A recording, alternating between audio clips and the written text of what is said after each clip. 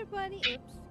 Hey everybody, and welcome back to the Stormy Dragon Tavern, where, as we just say, it could be worse. It could be dysentery. Oh my god, why? Why, Rory? Why? Because you robbed me of my spontaneity, so I had to do something. Did you? Yes. Did Yes, I? I did. Yes, it's a bylaw. Yes, I did. See, Ash gets it. Yeah. Ash understands. So, Mm-hmm. Sure. we are back with the Gloved Molotov campaign using the Stars Without Number role-playing system. This is my trusty crew.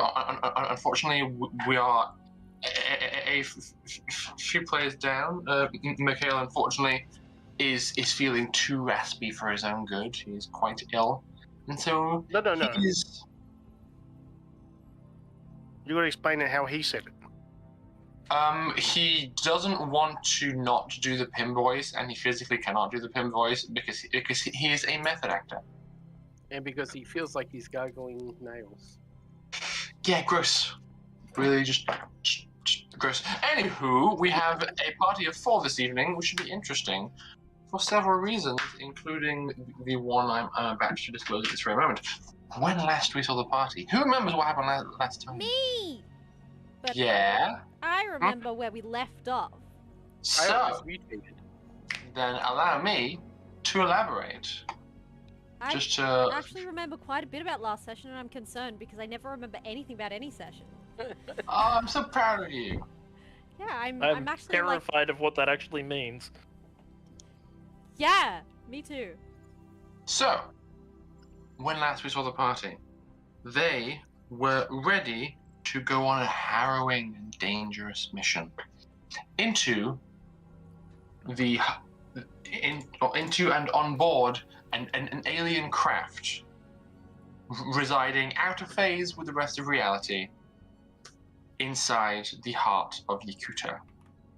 Should the ship re-enter normal space, it will crack Yakootah like an egg, which is just like it's a bad thing. People don't want it. It's not great. So, with the at times begrudging assistance of the government of Yakootah, who are being somewhat strong-armed by a By bold... losing, motherfuckers. They have been strong-armed because they are now the losing side. They're being strong-armed by a xenoarchaeologist, Professor Hotaka, from Altaka, I'm going in. Astano. He has basically taken over control of the head of this project after you unceremoniously removed the previous head, Yakootah. He saw a unique opportunity in having your crew on the job due to this crew's composition. So said, "Hey, you want to stop this thing? I want to stop this thing. Let's make a deal." And so you went, "Yeah, all right." You geared up in a hidden military base. You got into a lead-lined panel van and were taken to the entry to this place. As you lined up to properly enter, you realize that Hotaka has his own security detail. And said security detail are all wearing suits of power armor. Dr. Charles was initially very suspicious that these individuals were mutants. He tried his best to scan them, but wasn't as stealthy as he wanted to be. But you know, there's always next time. Or while they're like really distracted fighting giant dogs, you know. That too. I sincerely hope that you too are going to be distracted, but you know. I'm looking for my artwork because I forgot to do a thing. Oh, wait, no, hang on. I'm definitely smart. There he is. Burp. Unintentional burp. You were into the extra-dimensional space when you were warned that the passage from the doorway to actually board the ship that was constructed on the other side was slightly mutagenic, and so you were all told to run as fast as you possibly could. Oh boy, I did not run as fast as I could. In fact, I strolled. Indeed, you strolled. However, you had a hardy constitution and were not affected. However, Jin was. And it was found that as a result of this, Jin developed diabetes. Which is actually genuinely on my table. I don't know why it's there. It's kind of weird, but you know. Especially considering we're in space future where people like Charles can literally fix diabetes like that. Yeah, that's okay. So, you rushed aboard and found that a large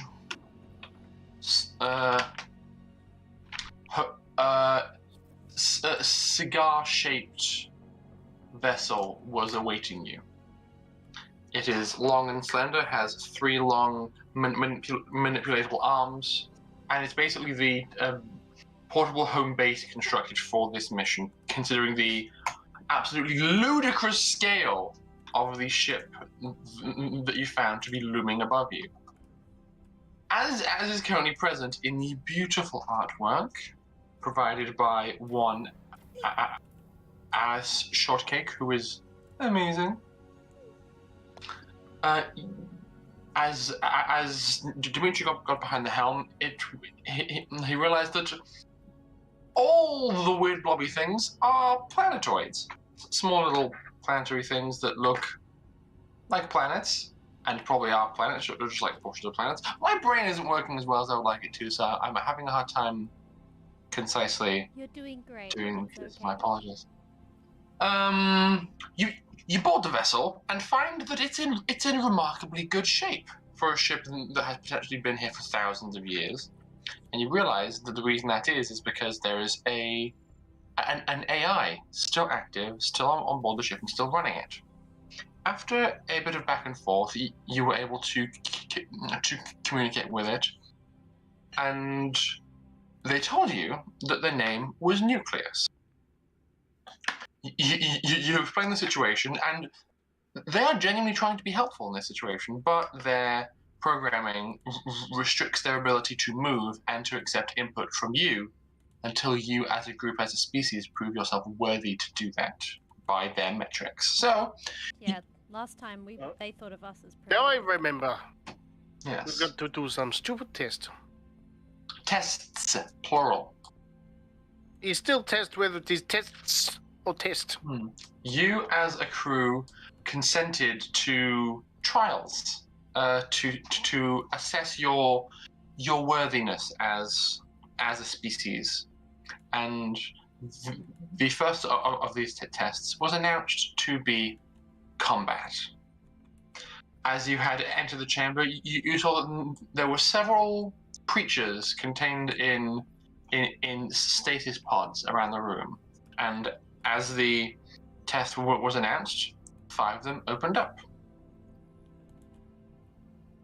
Quite similar looking creatures, but with some color and other subtle variations to one another emerged from the pods.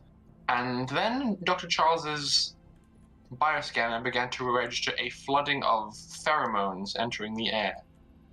And these creatures, though initially docile, began to exhibit signs of anger and aggression. And that is where we left off. So what I'm going to do is slide you over to the map. Ooh. It's a pretty big map because it's like the creatures themselves are to you are kind of like giants. So the scale of the entire ship is designed to fit that. So Jesus You okay? Christ. Oh god, thank you, Hello. Kit. We appreciate you. Thank you, Kit. Thank you, Kit. I will So- add that to the redeem pool now. So the doors are big, the walkways are big, the space allocated for moving is big. Everything's big. So presently, just to re-explain your situation, you're in like in a bay that you have just boarded. As you can see to the south of the room, there's the big cryo tanks. As you saw previously, and then to the north of the room, there's basically this big cylindrical tank sitting in the center of the room, and kind of curving around one side of it is a control panel. It's maybe like 10 or so meters off the ground, just to account for the size of the people who are using it. And so, Dimitri, you took the long cigar-shaped ship and you parked it vertically next to the control panel. People hopped off, and we were basically walking across the keyboard and pressing big buttons with both hands to make it work. And also, so behind you, there's several unusual ornate statues, each with their hands outstretched, holding an unusual like domed tank with weird electrical sparkly gases of various different colors, which is what these things are.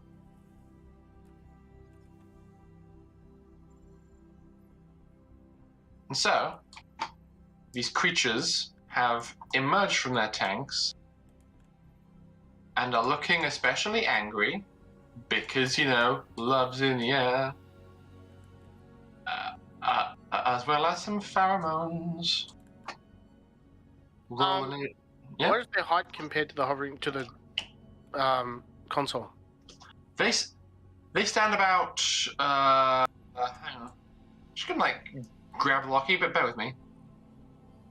Yeah. They're about 5-6 meters tall, so presently you are safe up on this console. Cool. I recommend you stay on console and watch to see what happens. Bless you. Gesundheit. Thank you. I remember when he said the test. They? Did they specifically say combat? No. Yes. For this Do they? particular one, yes. But Okay. I presume there will be many other tests. For some reason I can't remember them actually saying that. I just remember them saying there was tests, and then the things opened up and these guys came out. Yes. They said there was combat specifically. Okay. I believe the intent is to test us as a species to prove that we're intelligent and capable as well, not just... And- Correct. So there will Oh, probably you're be... fighting an opponent that is like knowledge. 10 times bigger than we are. Yeah. That's okay. Now you said there's pheromones in the air. Mm-hmm. Is that a visible thing that we saw, or You did not see it. Charles was the only person who was initially aware of it because he had his bioscanner out, and it just went ding ding ding, detecting. Though I feel like not long after that, people wearing power armor, there would probably be like a breakdown of the atmospheric contents as part of the HUD, and that begins to register a new additive. But of course, your suits don't know exactly what it is, but the bioscanner does, because it's meant to be able to do that. With the knowledge of what it is Mm-hmm. there a way I can counteract it with what I've got in my medical bag? Not to the necessary scale, because basically all of the air in this very large room has been flooded with pheromones. You couldn't counteract the entire air being full of these pheromones. You'd need to vent it. Does Loki have a big gun with him where he can just shoot all of them? I'm sure. I have many big guns, but I would like to avoid shooting all of them, if at all possible. So, what I'm going to ask of you is to all roll initiative. Ah, shit. Oh, no. 8, is it? Yeah, D8. Mhm. I remember things, Hey! guys. Hey! It's been a while. 9? 9. 9? 9. Yes. Okay. 7. Oh god, I didn't remove all the dice from the dice tray. My bad. I had to hide them from Fidget. She was trying to eat them. Just to spice things up, I'm going to add each of these creatures to initiative individually. Oh dear. Oh no. Oh. How many are there? 5. There can be only one, Rory. There can be only one. Gross. That's a 3. I rolled a 7. Our initiative is just plus dex, right? Yep. Yes.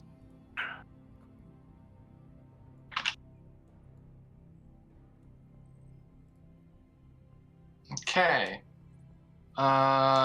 Vina 9. Dimitri, you said 3? I said 7. 7. Okay. Did someone say 3? No. That was I Carolina. rolled a 3, which becomes a 4. Okay. 3 for Dimitri. Charles? I got a 5. I hate it because the digital roller actually gave me a 9. It rolled 8 plus 1. Okay. Descending order. Okay, this is gonna be fun. No, it's not. All the smart people are going later. Mm-hmm. Huh? Oh, actually, I should probably do something else, just for giggles. Oh, I love it when you do something else just for giggles. Yeah, okay. What you did there, Lockie, calling me dumb. I said all the smart people are coming later. If Yeah. anything, let's make you the smartest. Why am I I- 3? I rolled 7.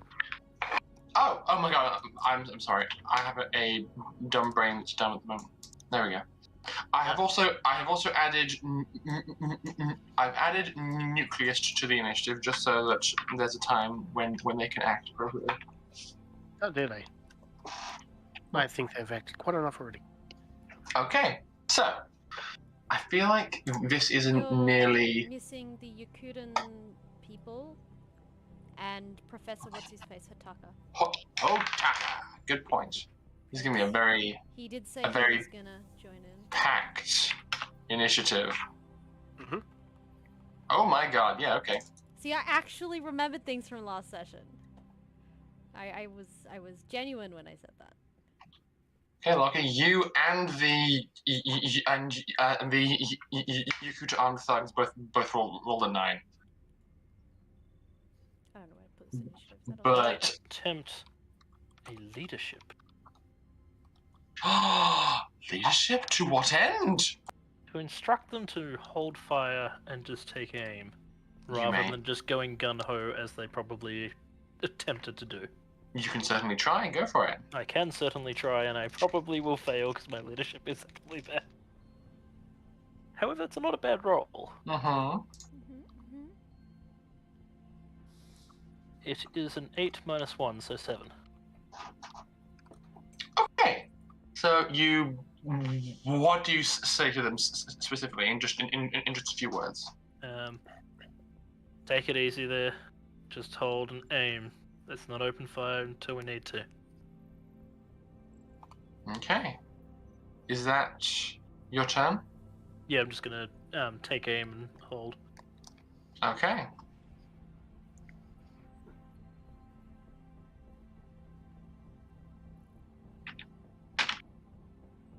Sorry, I'm just being sent this a message by someone. How dare you?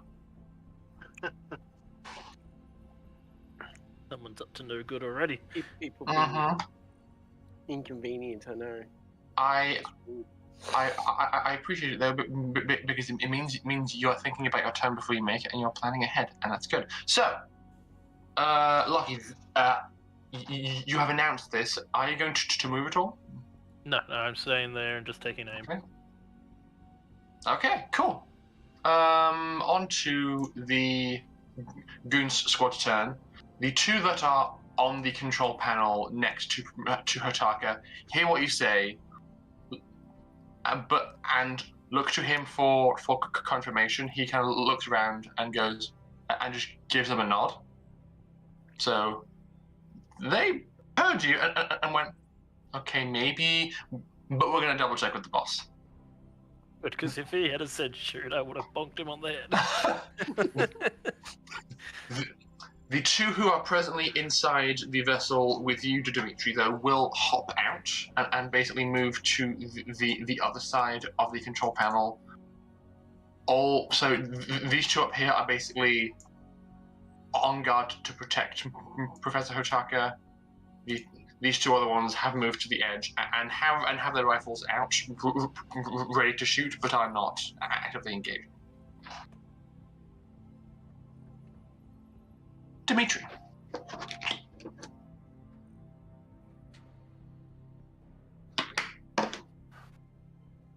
This electrical thing. Yes. What's in it? That's an excellent question. The vessel that you are driving is separated into various different sections. You are in the cockpit on top. And then just below that is basically the joints for the three articulated arms that you can control. Below that, there is a gun deck where up to 8 people can be sitting in chairs facing out and be shooting guns if they want to. The gun deck also operates as the ship's airlocks. Below that is a place to sleep. Below that is storage, and below that is the engines. You do also see on the controls that this vessel does have emergency gunnery weapons. There is a... Oh, how convenient. This book is on that page. Energy, SciTech, gunnery. Yes, there is a heavy machine gun equipped on this on this vehicle, just in case. But those are the only weapons that you can see on board. The whatever's on the gun deck and the heavy machine gun.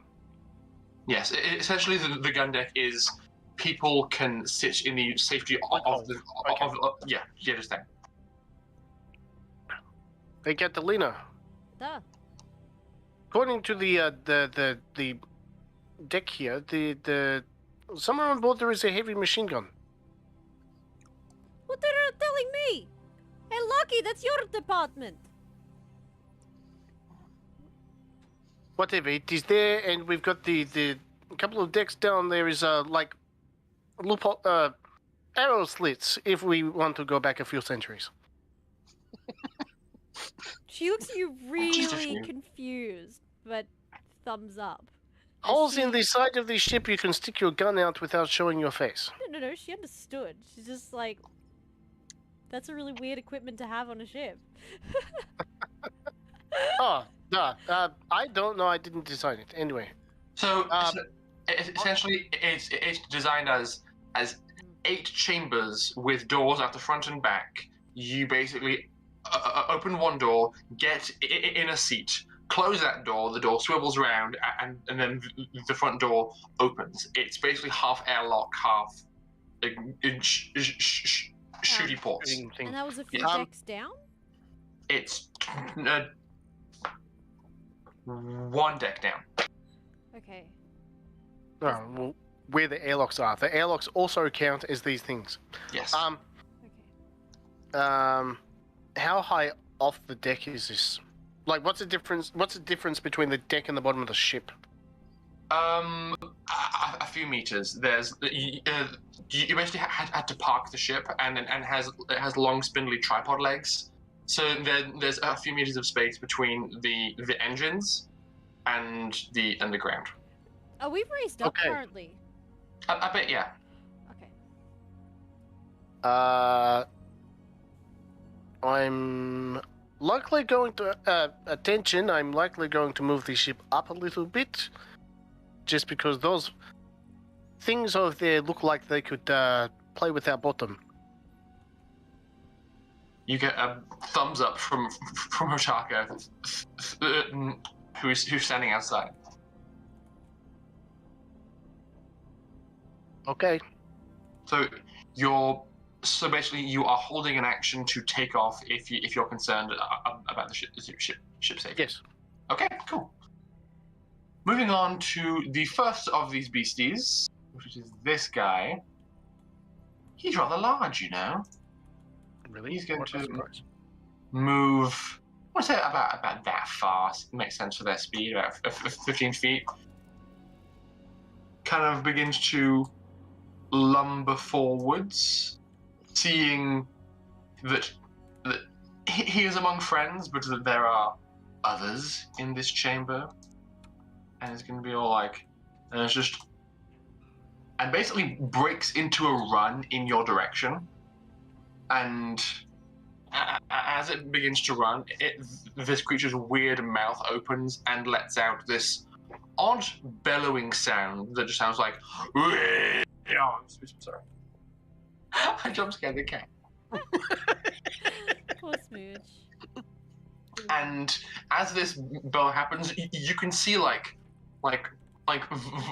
vibrational waves in the air, and the glass panes of the dome on which you're standing and the dome of the ship you're in kind of vibrate.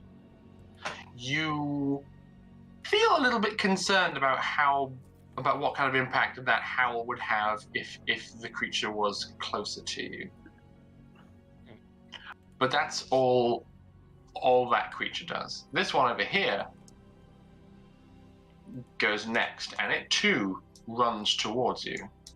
And you can see that the two kind of long, curved horns coming out of the sides of its face as it runs towards you, they begin to glow red hot. And it too is running towards you looking rather angry. This guy is just going to go full-on run as quickly as he can towards you, and it's just like, oh boy, oh boy, oh boy, oh boy, oh boy, fight. He just sprints at you. We'll call that one Loki. Here we go, killing again. Yeah, that makes sense. And then this one over here is going to break into a run, sprint up to here, but as it's sprinting, it's kind of bounding forwards, going just kind of galloping along, and basically takes a jump, and jumps far higher than a creature like this has any right to, and basically jumps like 4 or 5 meters in the air during this little like angry gallop. It's moving towards you and ends up around here. Oh, rude. And now, Dr. Charles, it's your turn. Though I will ask before you begin, would this obvious sign of aggression from the creatures set off any held action or concern? No, I'm doing the take aim rather than holding action. Okay, so it's just preparing to fire as opposed to being all like, if X, do shoot. Cool. Hey, Charles? Let's get a better shot in the next turn, yeah? Yep. Charles? Charles is sort of going to turn to Nucleus and go, I don't understand the test, but I will comply. At which point he reaches into his bag. Okay.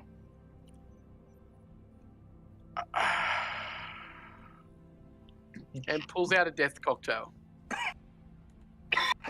Mm-hmm.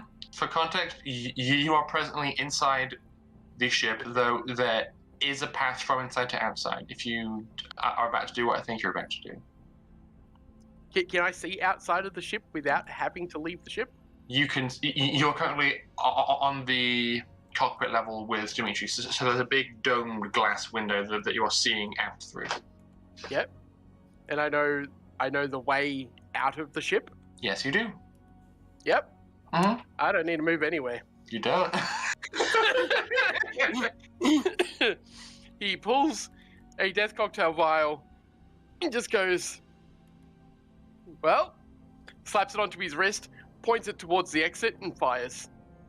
Okay. He's going to go for this one. That one? Okay. Wait, You... I didn't see the ping. This one. The... I saw that. The grey one. You pull back on your telekinetic sling and you launch this syringe out. It flies forward and then kind of arcs and curves and flies around. And Professor Hoshaka and his associates are initially taken aback by this whizzing, self-correcting needle careening through the air. Can you make me an attack roll, please? I can. That's 19 on the dice. Ooh. Yeah. I Okay. believe that's a hit. You are entirely correct. It's very astute of you, Charles. So that's a D10 for damage. I'm hoping this will make it a bit more lethargic because, like, it's a lot of chemicals to be injected into anything. Mm-hmm. And that is an 8 plus. Draw me. Do I just have my telekinesis to it? Nope, it's... No? Just a plain 8? Yeah, I think so. Yeah, just a D8. Okay. D10, should I say. So 8 damage. 8 damage, okay.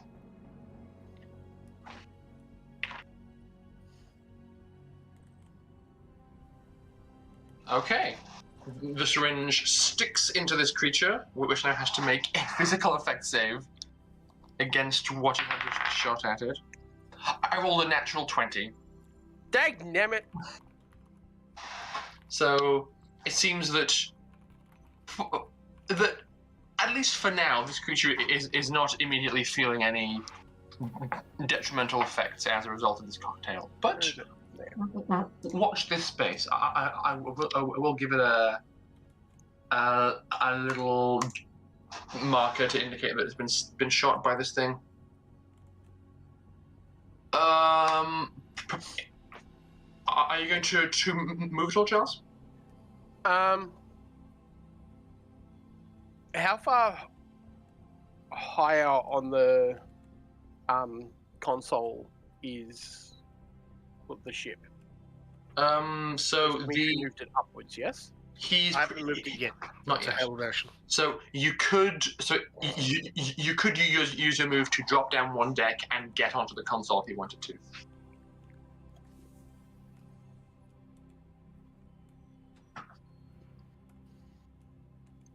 I might stay in the ship for now. Okay, I might go down to one of the gunnery seats, though. cool.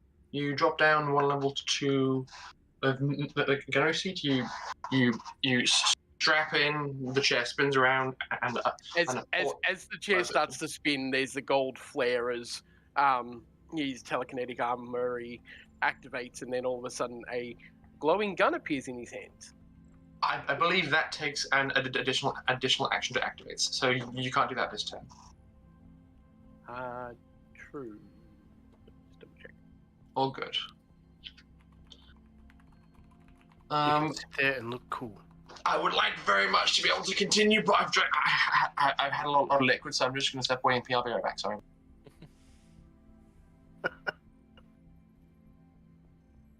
Pitiful excuses. Just use a bottle, Rory. Jeez.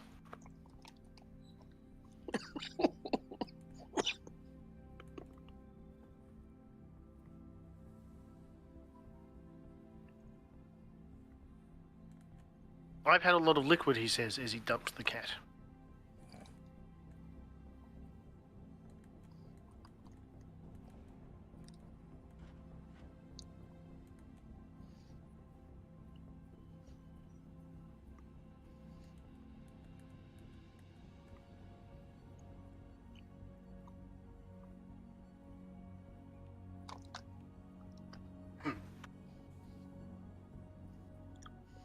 Yay, fighting dinosaurs.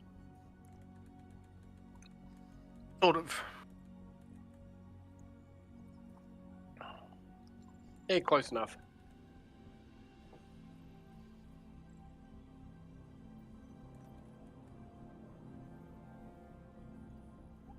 Hero thought that these monsters, all fired up by hormones or pheromones, would fight each other.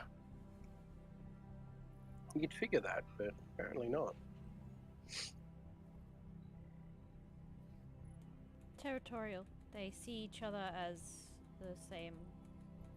We are Family. the outsider. Yeah.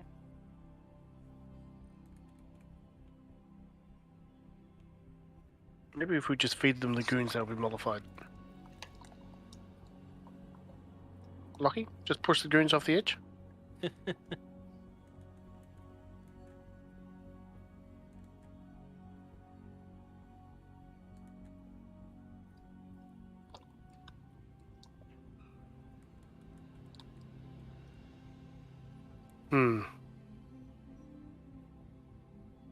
It's like, are my ship skills, are my dice rolls and my ship skills good enough that I can use like these manipulative arms to slap them?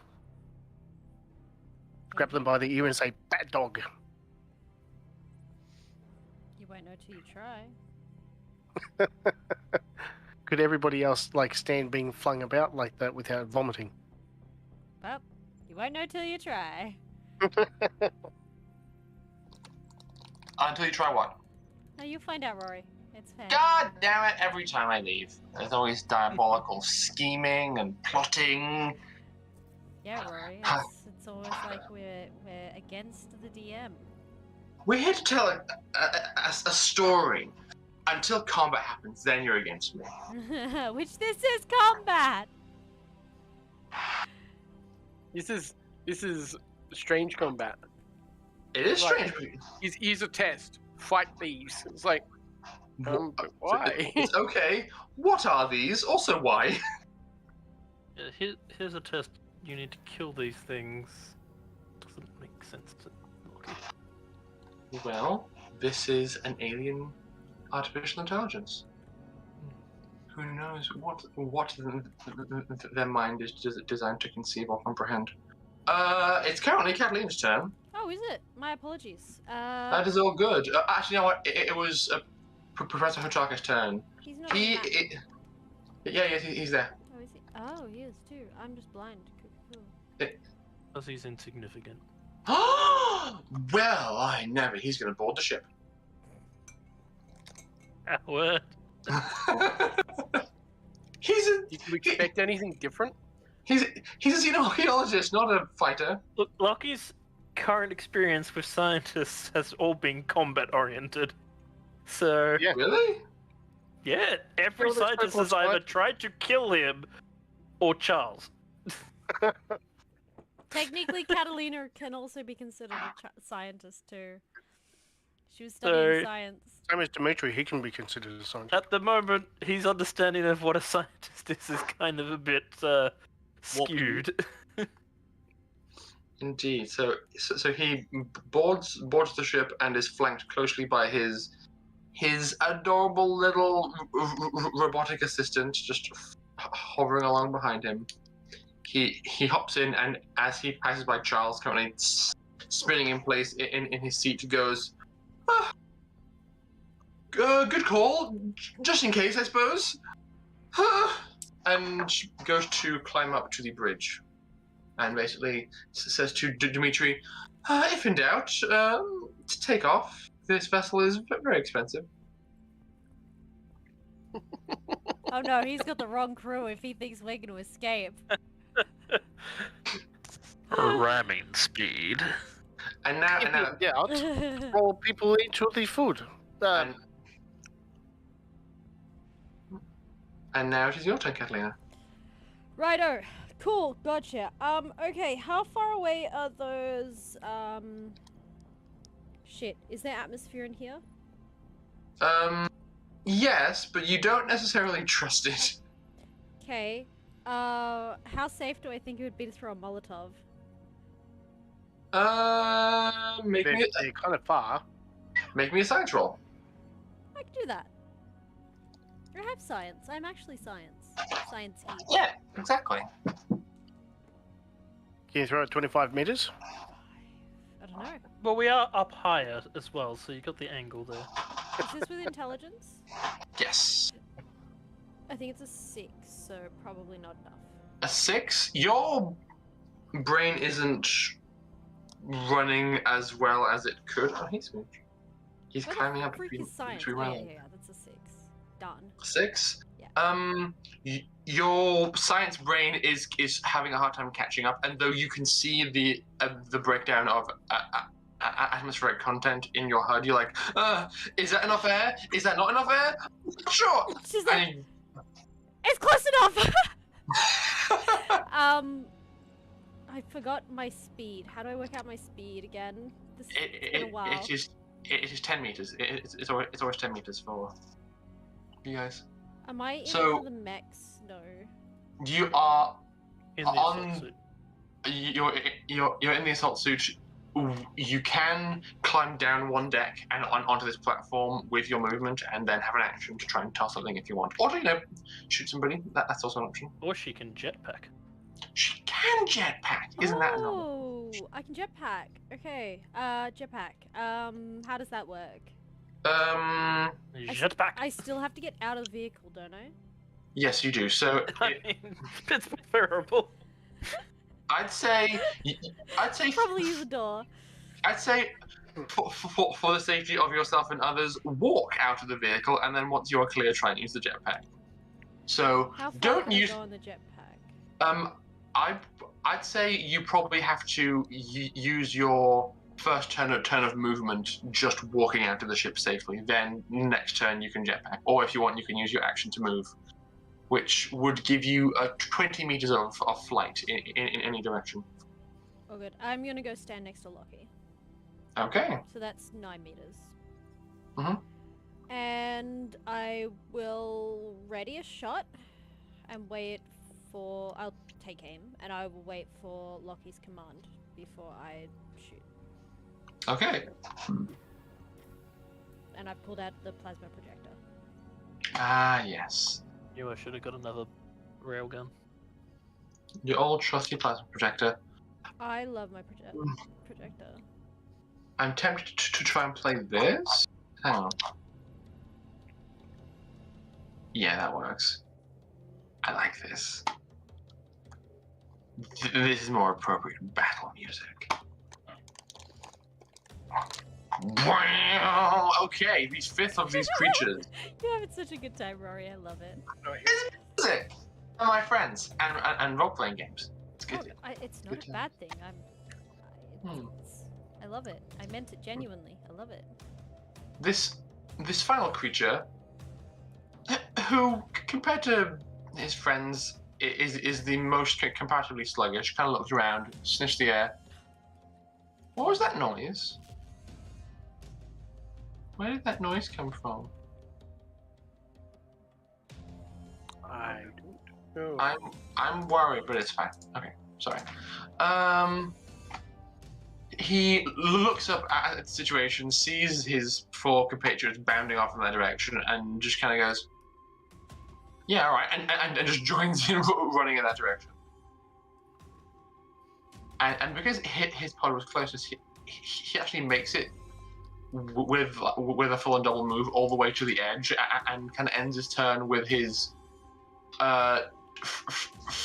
front legs and arms kind of up against the side of the tank, kind of kicking and scrabbling and just going, just kind of angrily gesticulating towards the people up there. And finally, it is the turn of Nucleus. They see this unfolding and say, "Oh, interesting. I admire your intelligence and use of the high ground. However, I would not consider this sporting." And then all of you currently standing on the platform feel it kind of jerk and shudder as the entire curved shape you're standing on begins to lower towards the ground. I knew it. I'm like, he's not gonna let us just stand there. I mean, I wasn't intending on just standing there. I mean, Catalina is planning on going for a ride. These creatures are big, right? They are very big, yes. Just as a quick comparison, this is Catalina compared to one of them. Perfect riding size. Yeah, kinda. Yeah, kaiju battle. Let's do this.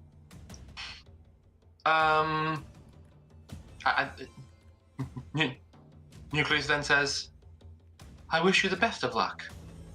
Can carry on." Lucky, with your tactical mind, you can tell that you have maybe a round before this platform is going to be at ground level. It's dropping slowly-ish, but it's still dropping enough. So after about 6 seconds, it'll be almost flush with the ground. What do you do? I mean, it's a kaiju battle. This is something that Lockie's always been waiting for. Mm-hmm. He's going to yell out to Nucleus as he starts running towards the one at the base of the thing, going, "I failed to see how killing creatures proves we're worthy, but alright. Fucking tally-o!"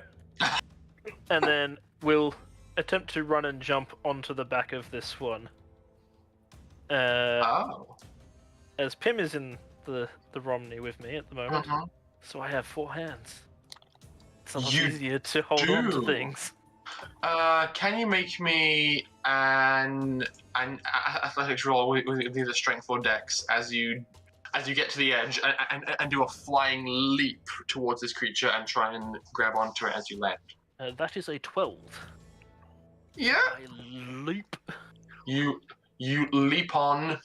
All 4 arms wrap around the neck of this creature, and though from afar the skin looks pretty smooth, there's definite give in the flesh, and basically all 4 of your arms basically grab onto to a portion of skin and hold on tight, kind of around. It was gonna go 2 grabbing hold, the other 2 spike thrower right to the back of the head.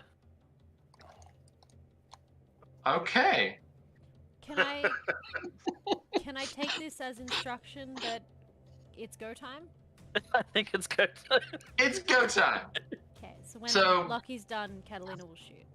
Indeed. So you jump off and are now on the back of this creature, though it is, as you land on it, it kind of backs off a bit and begins to move around and try and shake you off. So this will still require an attack roll. Yep. That is a 17 on the dice. Yeah. That's a good high number. Yep. Alright, spike thrower first. It's been a while since I've used the spike thrower, actually. Mm-hmm. Oh dear. That is 22 damage.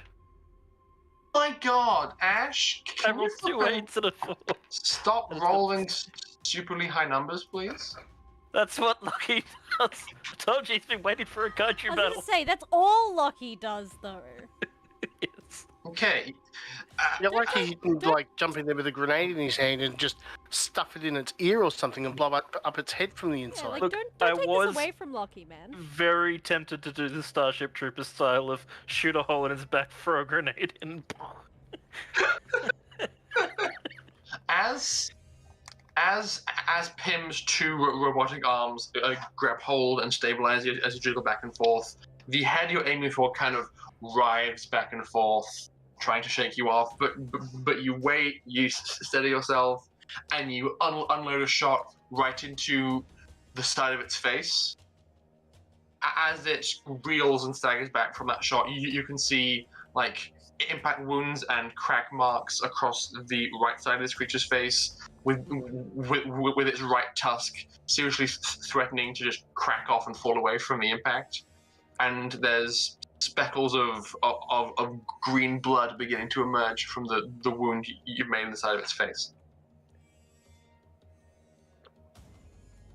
This creature is not happy with you. I don't imagine it would be. Go figure. That is the end of your turn, but we have a held action from Catalina, so you 2 may open fire. Upon which creature are you firing? Lucky, can you move your character so I know where you are? Oh yes, sorry. All right. I was on the ruler tool when I went to move him, so it didn't So move. there. Oh. To front. Oh, oops. To front. Well, about like Marvelous, there marvelous, actually. marvelous, Yeah. marvelous. Perfect. Cool, everything's fine. Ah, my hand hurts. Love it, love it, love it. Cool, cool, cool. Okay, everything's fine.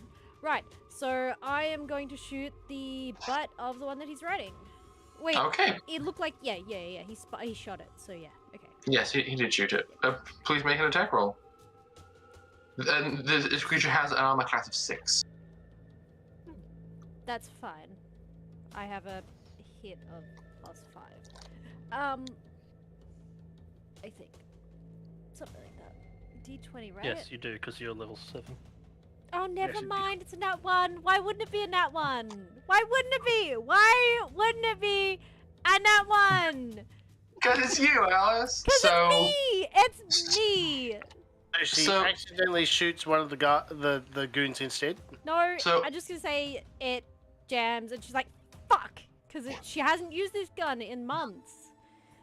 I'm confident that she would have prepared for it though. So I'm gonna say that you fire, but because Ash is basically because Lockie is riding this creature like a bucking bronco, it is jumping around and bucking and kicking, and you're like, stay still, and just hit a portion of the floor just past it, but because of its very emphatic motion. Now I have a question.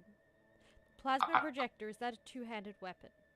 Yes, Just double checking. it's a big boy. That much missed because she's got one hand clasped around a Molotov. No, that's No. she's always got those attached to her hip. They're easy access. I was gonna say, even with a roll of a 1, that's still at least a 12. All right, Yeah. that's how do we work out if it hits again? You miss. It's fine. No, no, Yeah, I'm it's just- definitely it's a miss. fucking I'm just saying. Just to the Like, exercise it's not as bad as for me. future You rounds. need Attack, to attack bonus plus your combat, whatever weapon type it is, Yeah. bonus. plus Okay, Plus the the so creature. armor 5, class. 6. Yeah, plus the armor class must plus your roll must add up to 20. 7. It's an odd system, but I I think you got a 13 in total 14. if you've got +1 to. There you go. No. Yeah. 13. 13. That's fine. Yeah, 13. To take care of it later. Okay. All 4 of these associated goons are going to scurry around and be all like, "Oh boy, I guess it's shooting time." But I know I'm it's a gonna- +12 now. They're going to line up on the edge of this now descending platform, and 2 of them are going to take shots at the creature being attacked by Lockie. That is a hit. That is a miss with another natural 1. Go figure. They're using mag rifles, so it's 2d8 plus 2 for this shot. Pew, pew, pew, that is 8 damage. That's 8. The other 2 are going to fire on the weird guy that Charles shot at, who is looking very jumpy and energetic. Both miss because it's jumping around so damn much. That's unfortunate. Oh well. Dimitri, it's your turn.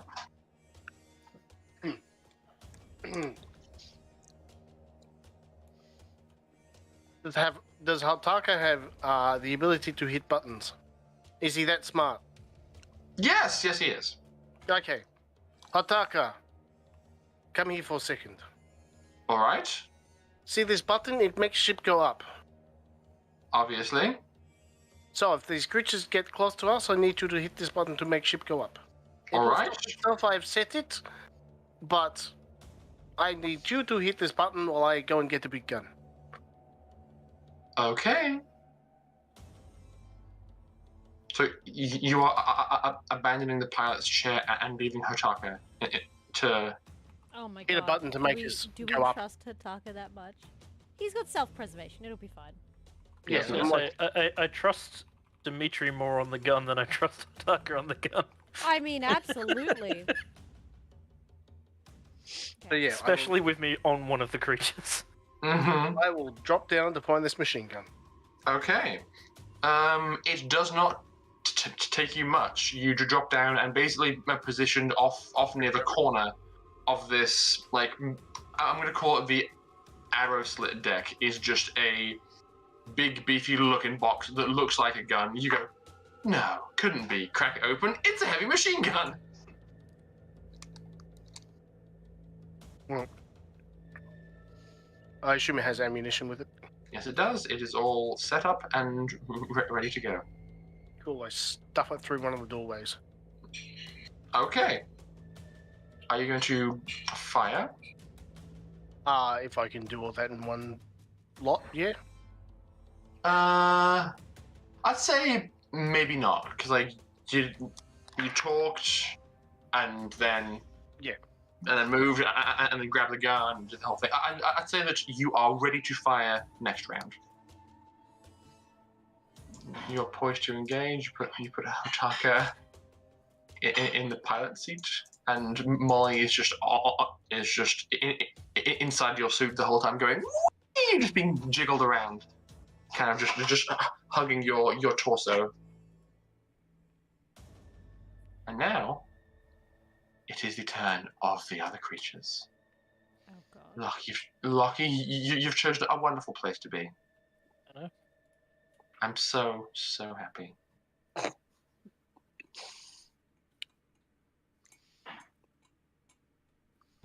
Hi, Fidget. Sorry, did you want my lap? This creature here is going to advance towards is going to pass by and advance towards the descending platform, crane its long neck up and just go, and there's this big bellow, and you see basically a sonic blast erupting from this creature's mouth. One moment, as I make some saving throws. Oh, shit. Yeah, okay, that's not terrible, but it's not great.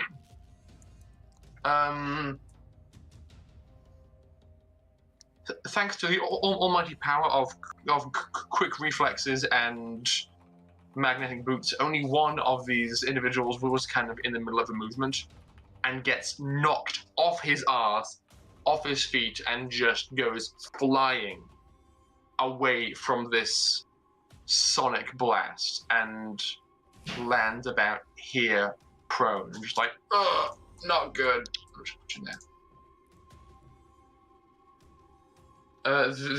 The other three all look like they are injured by this sonic blast, but not as heavily as the one who was just launched. Only some damage. Okay, they'll take that much. Other guy takes half. Okay. Sec.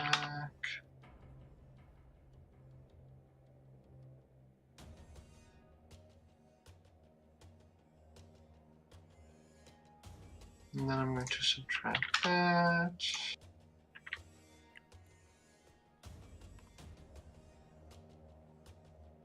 Oh, oops. I'm doing it wrong, I'm sorry.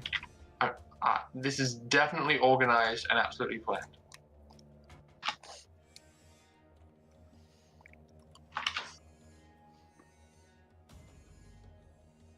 Okay.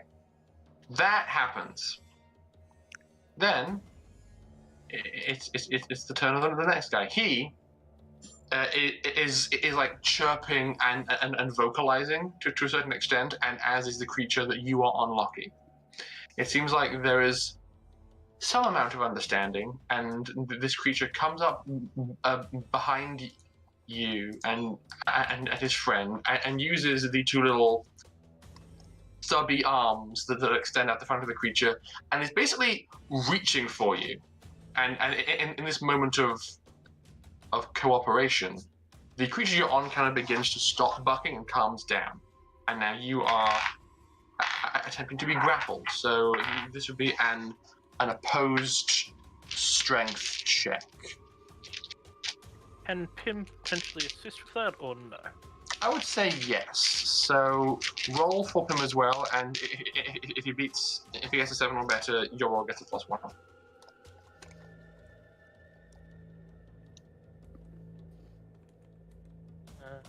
I got a 7 on both. I'm not sure what his pluses are. I don't. I'm just gonna accept that as just like a stab. That's fine. So yeah, you get an 8. 9 in total, because that's one for my strength. I still beat you, unfortunately. Yep. So this creature reaches out with his stubby hands, grabs you off this creature's back, and is now holding you in his grasp. Hang on. And as he is like holding you, this creature had the red hot horns and basically takes you and is basically like lining you up and then proceeds to try to impale you on one of these horns. That's fucking rude. Good time. You are, of course, unhappily struggling, so I'm going to make an attack roll. I miss. I rolled a 4 to hit, so that's not go well. So essentially, this creature is like trying to push you onto the horn, but you have your gun out, and I'm just like, no. I'm just like actively fighting back and resisting and just deflecting this attempted attack. Just at the bottom, just double fisting, just.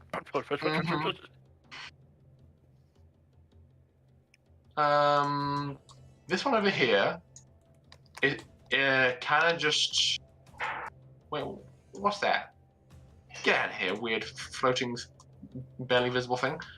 This one here is going to kind of circle around out of immediate harm's way, and is kind of just waiting for the platform to get to the ground. It isn't going to do anything too dumb or too hasty. However, speaking of dumb and hasty, this one over here, filled with reckless abandon and pheromones, is going to do a big running leap, kicks off, flies through the air, and is going to land right around here. Yeah. Catalina, can you please make me an evade roll as this massive beast is threatening to bodily impact with you? Is that a Is it? 20? Yes. Doesn't it just smack into the side of the platform? I don't fail that one. Thanks, game. Guys. This creature seems capable of jumping higher than it has any right to. But this is perfect. This is exactly what you wanted. Kaiju number 2. Mm-hmm. I was dumb and decided to pick my fingernails, and now the universe is spiting me. You okay? That's fine. I'm just dumb and fidgety, and my finger is upset just a little bit. Sorry. The other guy. And some salt Rory, it'll be fine.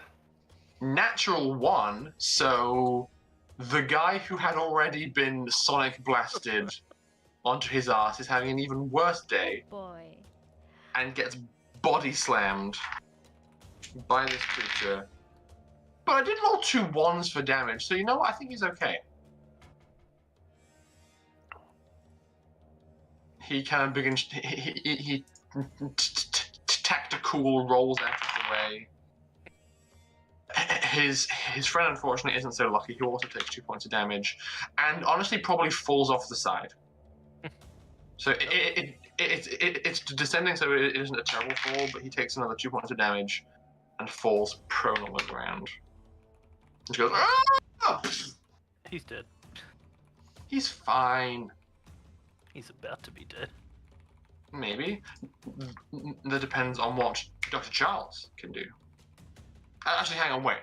I didn't have this big beastie actually make an attack. He jumped and landed, but now he's gonna spin around.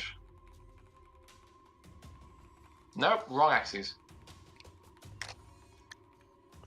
There we go. And it is gonna like swing his head back and forth and make 2 head swingy smacks in Catalina's general direction.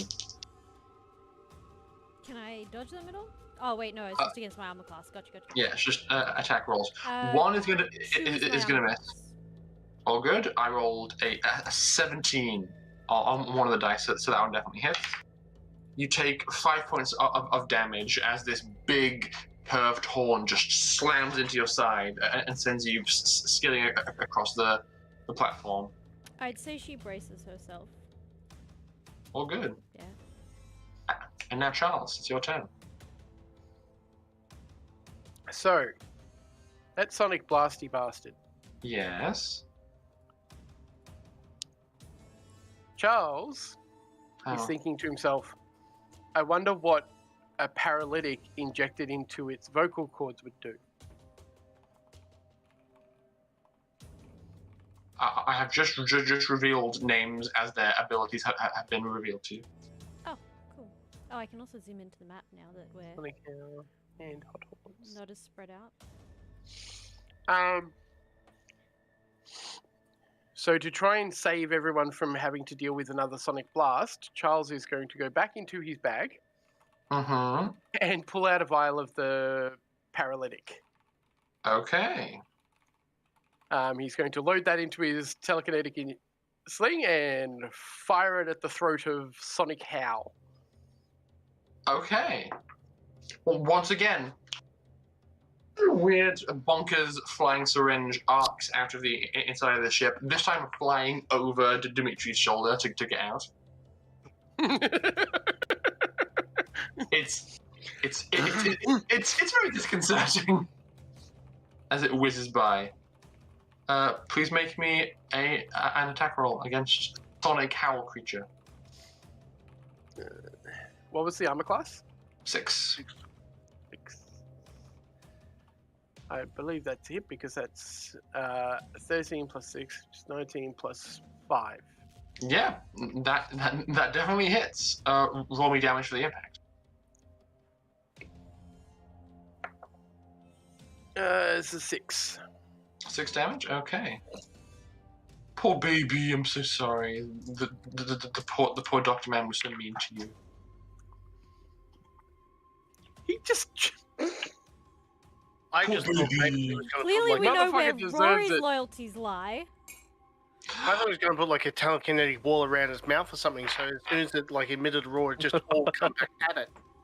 I don't have the ability to do that. That'd That be would brutal. require me to have another lever in telekinesis. You also aren't. Spoiler from upcoming Marvel film. What do you mean upcoming up? It's out already. Yeah, but still. So just, yep. Mhm. But yeah, I need tangible force construct to do that. And I do not have You stick the syringe directly into the flabby throat of this creature, and your assessment of the situation is correct. That this paralytic isn't powerful enough to fully incapacitate the entire creature.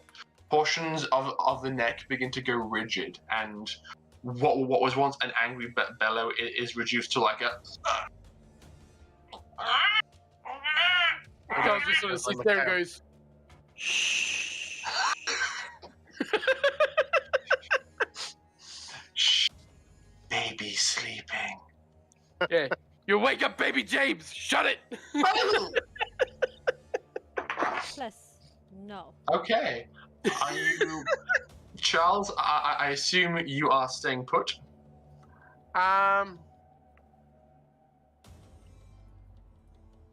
For now, yes. Okay. Which means it is now Professor Hotaka's turn.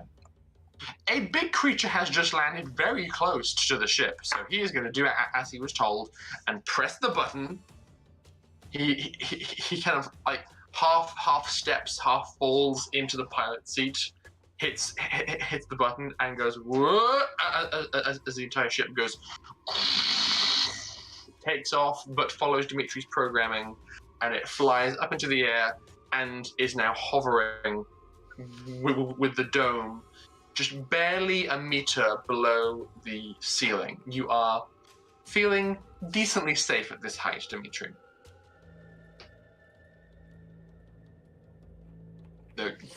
Charles, you kind of feel a lurch in your stomach as this vessel takes off. Yeah, worse Okay. things have happened. Jaga says, "Ooh, good, very good, very smart. Ooh, I like it." Catalina. As technically the smartest person here, he just always sounds so dumb. Keyword was technically. Look, he's very intelligent when he has like a lab and notes and data. And nobody's shouting in his face or waving weapons at him or. He has bodyguards and robots to protect him and assist in his research. He is book smart, not street smart, unfortunately. Which to Catalina is stupid. Anyway, because she's more street smart, even though she technically is also book smart. Mm-hmm. Awesome. Okay. Yeah, well, I guess, wait, is the one in front of me the one that screams? No. No, that is this one down The here. jumper. Oh, Howley. Okay, I've got the jumper. I am jumper. gonna try and ride this thing. Probably smells worse on the outside. Okay. I will use the monoblade that comes with the suit if I have to. To what? Is that going to assist with a riding attempt? Yeah. She's going to use it to Like cut that- steps up the side. So it's no, it's so difficult to control. Stab. That's Yep. better. Definitely, it's how it works in all the movies, you know? Anyway, moving on. No, Yeah, if she's you just actually... put things in the back of the neck, you can control them. Jokes aside, she actually has rope. But, if it's necessary. But no, I'm just Okay. gonna try and climb this thing. Make me a strength. I'm gonna say athletics because why not? With your good d6s. Dice, come on! With strength? Okay. Mm-hmm. It's just a 7. Okay, you basically pull forth your rope and try and toss it, like get a big spool out and toss it over this creature's neck at a good moment, which you do manage to do. But then the neck rears up and back, and you spend a good portion of your time just feeling the drain of your mag boots against the platform as you're like, no, just Wait, like mag struggling. boots? She'd let go of that shit. She'd go flying. Really? Probably. Okay, so as soon as Probably, you yeah. as soon as you feel the resistance from your boots, you go off and go and get pulled off your feet and basically spend your turn being I have the jetpack, so I can control it a little Yeah. bit. a little bit, yeah. But basically, you are spun around kind of like this several times, just around this creature's neck. It's just going whoa, whoa, and you're just kind of spinning around it, trying to gain control, but not really Can I- getting very far. Alright, as a reaction to that, can I let go and aim to try and land, like, in this direction somewhere? I'm not using the right tool. Over here somewhere? Like, just Are you trying? Just Yeah. let it flail me so that I just fling out in that direction. I would allow that. Roll me. I'm just essentially letting go of the rope, so... Yes, but timing is crucial for this. Yeah, so yeah, roll yeah. me tactic, I guess. Oops. Why not? Is this intelligence? Yeah, I'd say so. I think it's just a 6. Fuck. Just a 6 is just not I enough. know, hang on, I'm checking where's my tactics. Yeah, it's a 6, damn it! I want to reroll. That's an excellent idea. No, it's fine, Catalina. Come on, reroll. I want to see you get snake eyes. Fuck you, man! Fuck you! Roll me a d8, please, Alice. Oh, yeah, see where I land. Mm-hmm. This could still be okay. 7. Roll high when I Okay. don't fucking need it. So it's 1, 2, 3, 4, 5, 6, 7. Hey! I went in the direction I wanted anyway!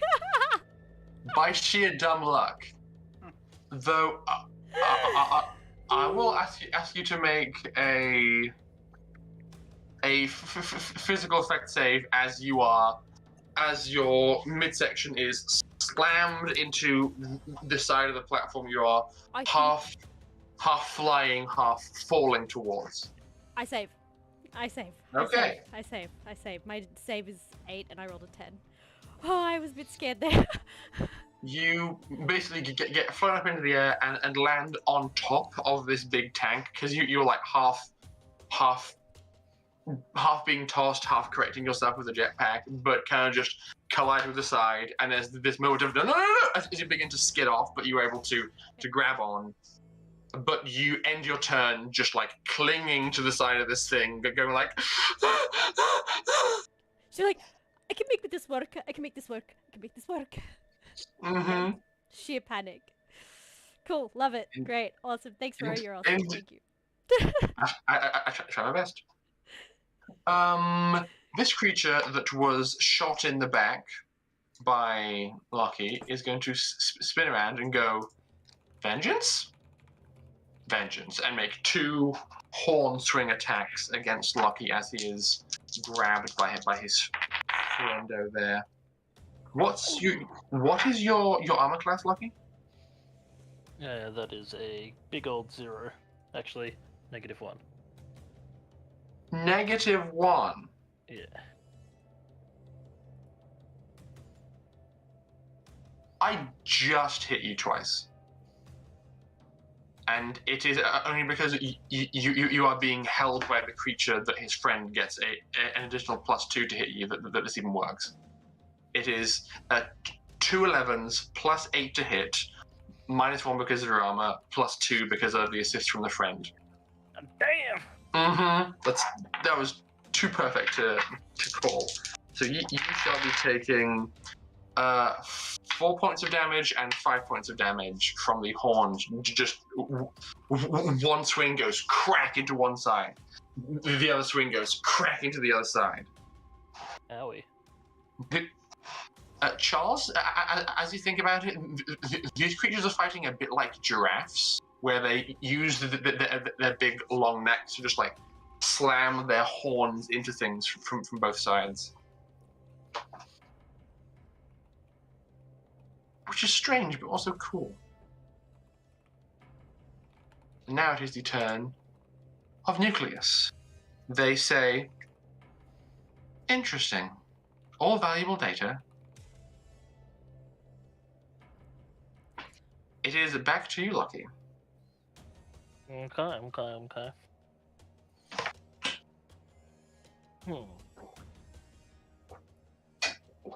This guy's directly in front of me, towering down on top of me. Yep, and you are held. So the hot horn creature has you in his grasp, and the other one has just finished smacking you across the all of you with his face. Are any of my hands free, or are they all grasped at the moment?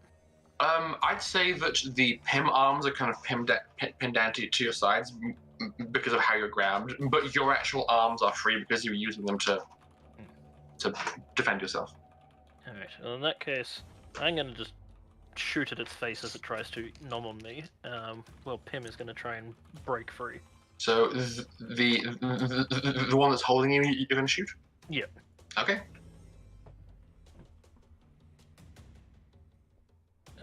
That is a 16 on the dice. Yeah, that's gonna hit. I think I'll hit. I say you do. Should I roll for Pim to try and break free? Roll me damage first. Alright. Damage first. That is 19. God damn. Can you kindly don't? It's a spike throw, this is what it does. You unload another spray of shrapnel into this creature's face, and the ones that hit the horns impact. You do see some cracks begin to form in the horns, but the shards of metal that you fire are immediately beginning to kind of melt and liquefy due to the heat being put out by these horns. Oh, this guy gotta die quick. Mm-hmm. It's not Uh,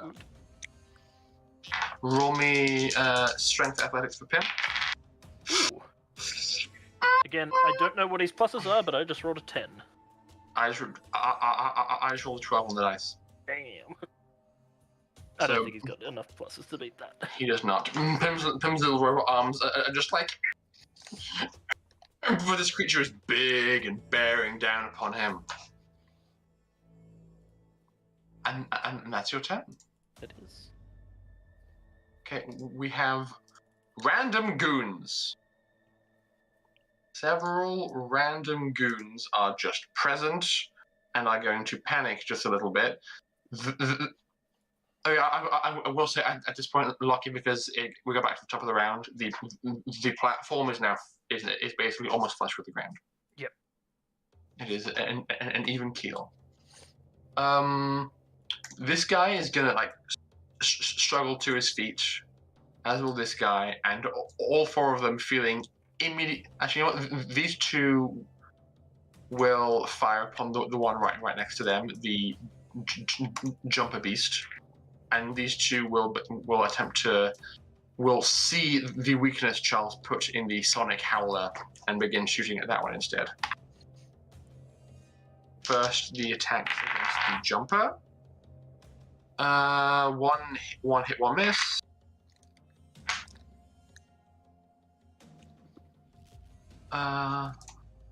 Minus 10. Good shot, buddy. And then the two attacks against the sonic howler. One hit, one miss. You guys have been pretty consistent. Ooh, good shot. Big damage on that one. Dimitri. There is a lot of action going on down below you. And you have a machine gun. Ho, ho, ho.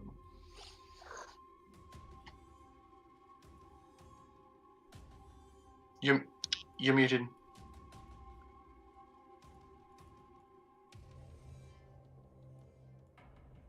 Because I kept coughing, so I thought I'd mute myself rather than annoy everybody. Lockie looks to be in some difficulties, so I'll probably shoot at our hot, horny bastard person. As Oh, is you your mean the dinosaur thing. Okay, never mind. Yeah. I was like, wait, that's a really mean way to describe Lockie. Probably not super inaccurate, but, you know. I don't know about his horniness levels. He's hot and he's horny, and he's not taking any prisoners. He's definitely a bastard. Jeez. Alright, cool. Oh, Glad I've embarrassed myself. Let's move on. Okay, Dimitri, please make an attack roll. That's a 19 On the dice? on the dice. God damn! Okay. Roll me 3d6 damage for this heavy machine gun.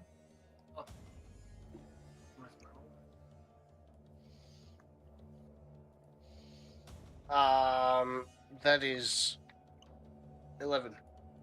11 damage, okay. 64 to 1. You have this gun basically set up in a gunnery mount that's just between your legs. You plant it in place, go, and just spray a hail of bullets from this gun. A good number of them miss, but that's basically how the gun works. But a smattering of them carve up the back of this creature that begins to bellow and howl in objection, just like Smooch is objecting to the fact that I keep on moving. Smooch, I'm sorry, I get very animated when I DM, okay? Deal with it. Okay, And- just deal with it. Yeah, honestly. That is your turn, Dimitri, unless you wish to abandon your physical post. Well, look, I'm tempted to try something crazy with the ship, but I'll stick with the gun for the second. Okay. Now we are onto the sonic howler, or rather the ineffectual howler. He makes several sad croaking noises and is like, and just swings his head back and forth, making two attacks, one each against the humans in front of him.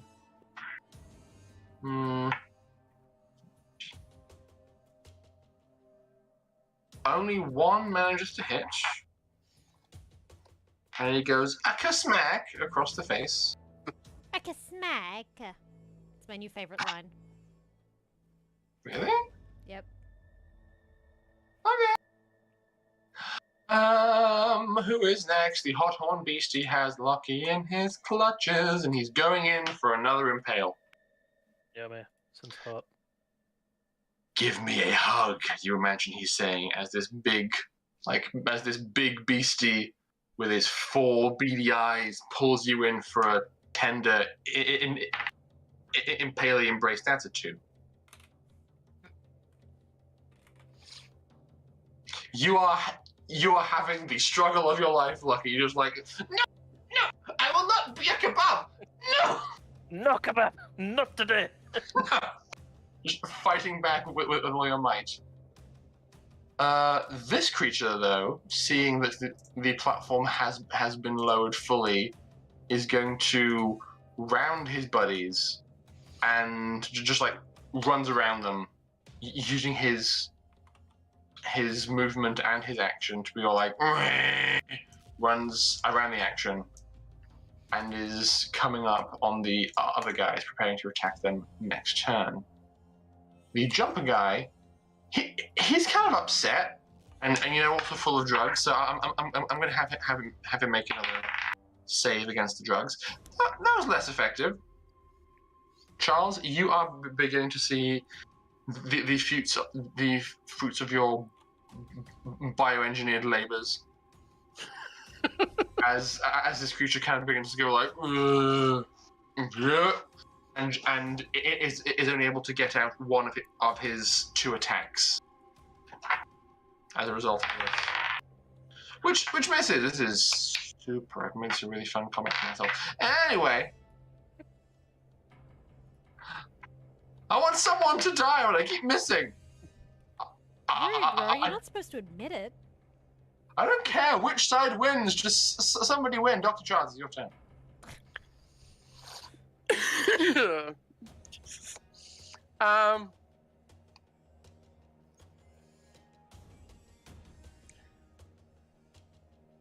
Is Charles's seat pointed in the direction of where the creatures are? You aren't in a seat. You're standing like around the cockpit. I thought I got into one of the seats. He went into one of the seats, remember? You did? Yes, you did.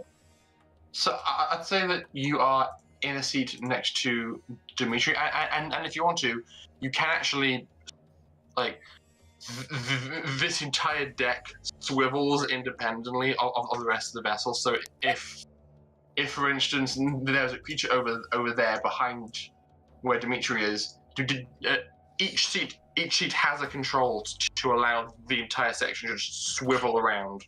Can I see the creature that is currently holding Lockie like a toy? Yes, you can. Cool. I'd be like, that's probably not a good idea. Load up another paralytic and fire it at its arm. Okay, make me an attack roll. I will say because this is a cold shot on a less center of mass thing, it's going to be a harder hit for you. It's a 17 plus 5 plus 6. Yeah. 28. Can you guys stop being effective? Damn. No, it's fine. Carry on being awesome. I'm proud of you all. Roll me damage, please. I'm surprised I'm actually managing. Oh, that wasn't great. It's only a 3 for damage. It's okay. And I make a physical effect save, which I actually make with an 18 on the dice. So, damn it. For now, the creature is powering through. I imagine it comes fairly close to hitting Lockie. He's like being held there, and he's like trying to reload his spike thrower, and all of a sudden, all he sees is this ting, and then the injector through. He's like, It's like, oh, Fucking space magic.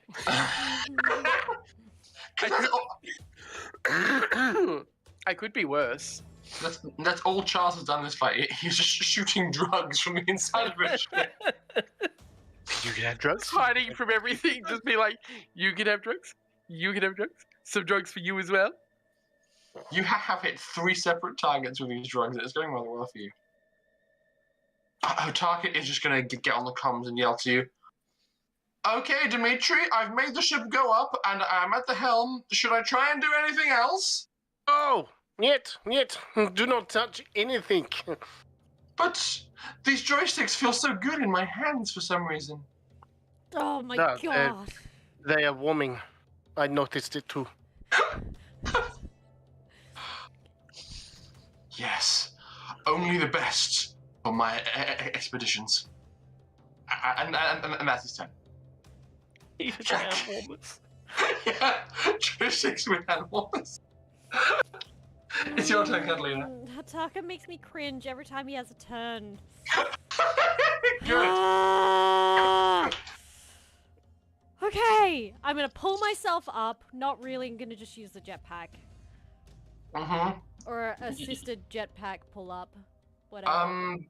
What's she standing in? She's so the large glass cylinder has a kind of a metallic top. She half was thrown, half flew, and is now standing on top of this big cylinder. Okay. I got flung because my attempt to ride the kaiju was failed. I'd say it's a bit awkward, but you are able to use all of your movement to right yourself. It's very undignified, but you can do it. Yeah, she doesn't want to move. She just wants to be stable so she can shoot. All good. Now, how far can I throw a Molotov? That high? Yeah. Grenade rules? Yeah, I don't have them handy. Sorry. That's okay. Granadas. Range meters 10/30, so it's up to 10 meters if you want to aim well, up to 30 if you are. Oh no, you're fine. You got the height advantage too, so you can possibly throw it a little bit further. Awesome. So good lobbed arc shot. Yeah. So she's just gonna pull out one of the Molotovs and dance happy feet over here somewhere. Okay. What's the blast radius of a grenade again? It's not a grenade, it's a Molotov. The Molotov Yeah, radius is much smaller. Yeah, I know. 5 meters. I've got it here. Yeah. 1030. Yeah, that's the range that we're throwing. That's your throwing range. Oh. Explodes it like we used grenades to make the rules for the Molotovs, and it's 2d6 damage to all targets within 5 meters of the impact point. Victims are allowed a luck save for half damage. That splash zone does seem a bit big for a Molotov cocktail, though. I will say. Maybe it's a big Molotov. Maybe it's a full-on fucking Pablo jar. I don't know. Make an attack roll, please. Mason jars. We'll see how it goes. Oh, for fuck's sake, man! The dice hate me tonight! What's your plus? To Molotovs? Okay, well, it's a primitive weapon. So I think it's a plus my dexterity, I presume, because it's a throw. 4, 5, 6, 7, 8, 9, 10.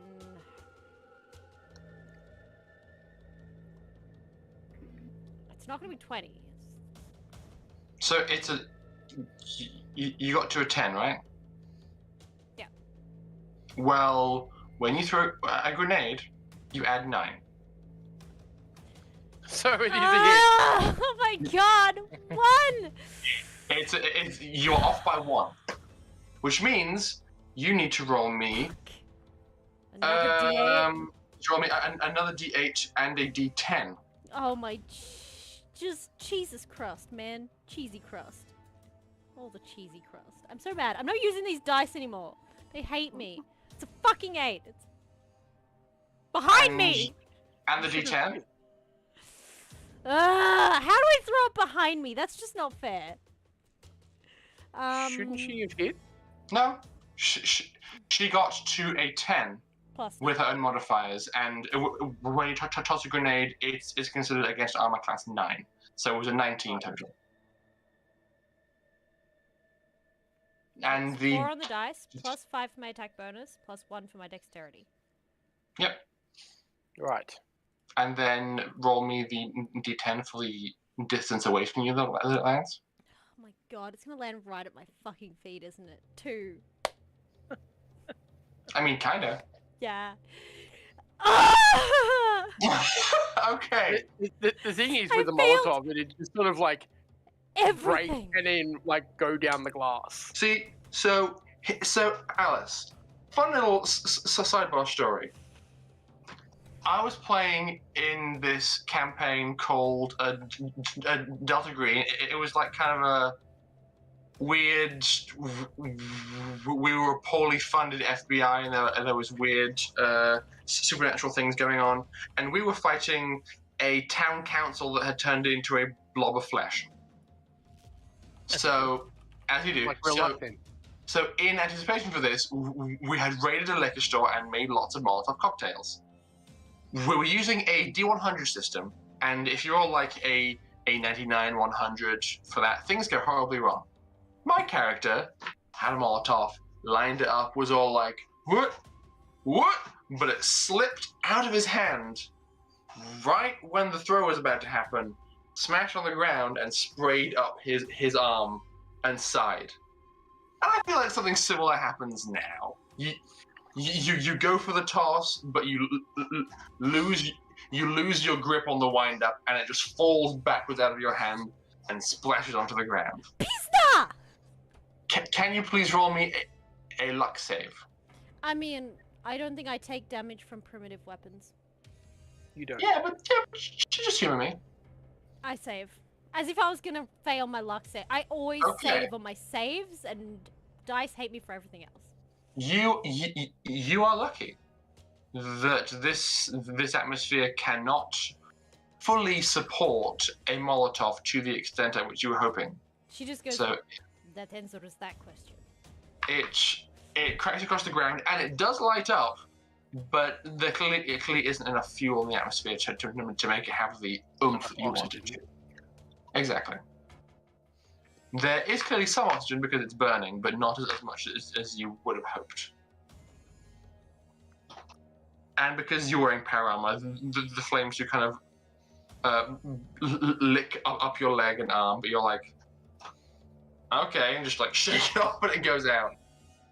And that's your turn. That's 3 wasted turns from me. I've done nothing. The dice hate me. You've given us entertainment, and that's what counts. I mean,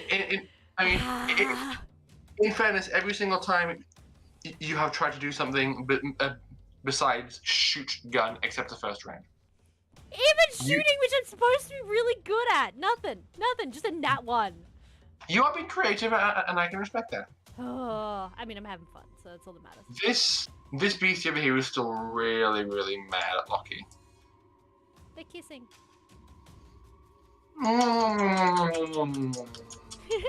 Anyway, We're mature. very. I would like to activate my gift from Jin. Oh! As a reaction, your entire torso spins around 180, breaking your back, but at least you get to shoot at it. I mean, yep, pretty much. Yeah. Go ahead. In this moment of panic, your body just flares into action, and you hold your shotgun one-handed over your shoulder and go, and then your arm snaps back. That is an 11 on the dice. Plus 6 Plus 5. is a hit. Plus other stuff. Yeah, for sure. Damage, if you don't mind. Now, this just says a regular attack, so I would assume I can't have bursted this. Correct. So it's just still a decent amount of damage. 16 damage. Oh, this guy looks sad. That looks very, very sad. Hot horny boy? No, No, the other one. Oh, the one that we don't know what it does? You just Correct. Smashy boy? get hurt, apparently, is what it does. You shoot him in the chest mid-battering, so he does still attack you. Yes.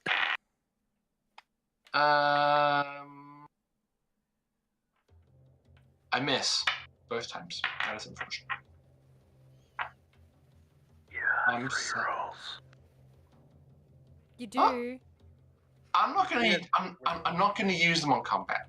That's fair. Not That's like this. It's That's I fair. I roll so many dice. I'd rather save them for something more clutch. You have. You have 3 of them. That's not a lot in the grand scheme of things.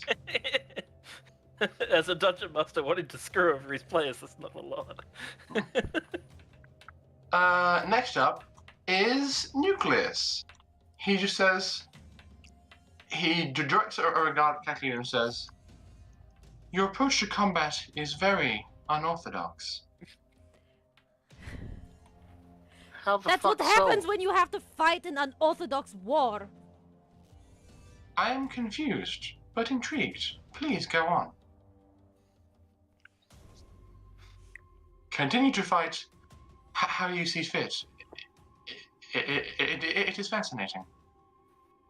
She proceeds to swear a lot at no one in particular about the situation. Presuming that Russian is not a language that Nucleus understands. Not yet.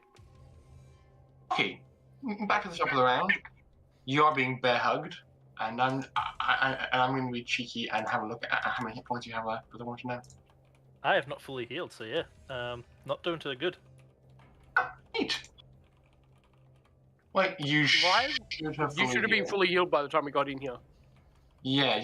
We had a You had- week. Yeah, Yeah. we had a long rest before here. Yeah, We had a well, week in of that long rest. In that case, I've taken 9 points, which would put me. You're doing all right. Yeah. Better. Yeah, Yeah, looking you're better. fine. You're fine. I'm going to rinse and repeat previous turn because I need to get rid of Mr. Hot Horns before that becomes a bit more serious. So we'll be shooting him in his face again while Pim attempts to break free. Because Okay. he wants to break free. Attack roll, please. Attack roll. That is another 11 on the dice. Yeah, that's probably gonna hit. Some damage if you don't mind. With the best dice. Ugh, I think.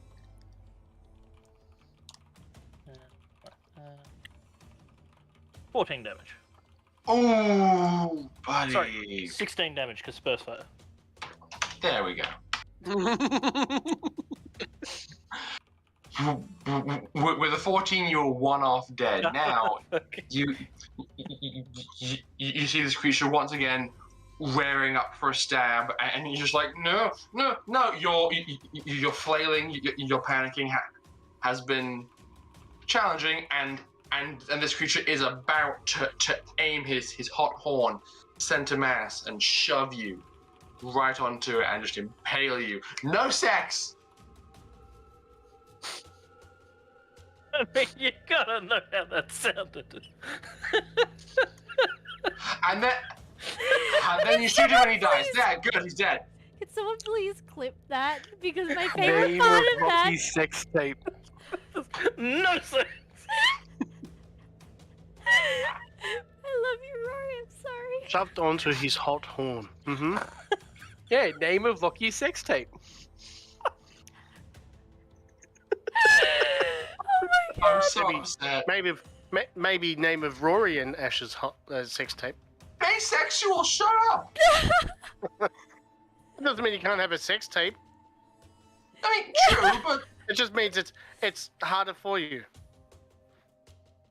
Well, you know what? Maybe we just don't. Nope. This is where we stop. Let's move on. I'm sorry. Rory. please.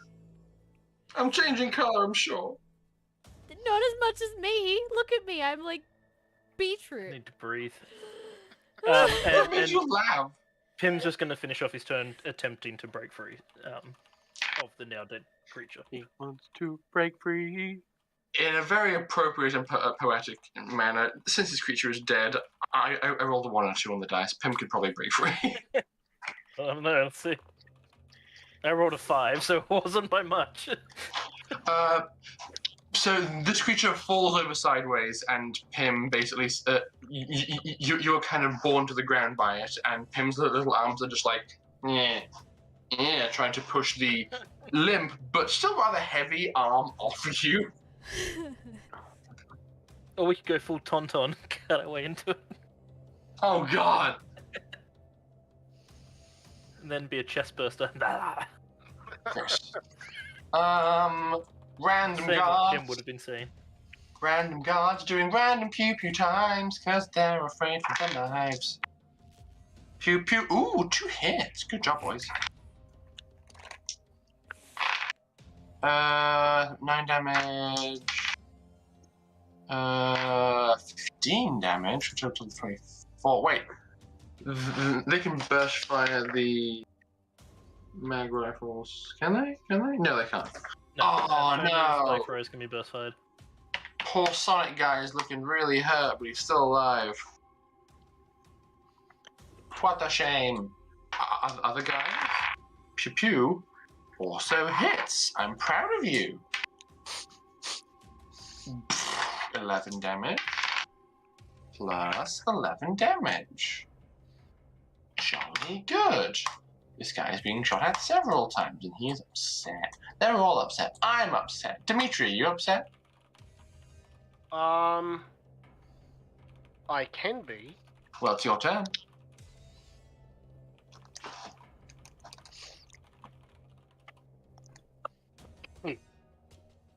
Considering Lockie is no longer a prisoner of the Hot Horn, probably swing my gun a little bit to the right and shoot at the sneaky, runny, roundy one. Uh-huh. That's fine. We weren't even just. You made the face and we all couldn't help it.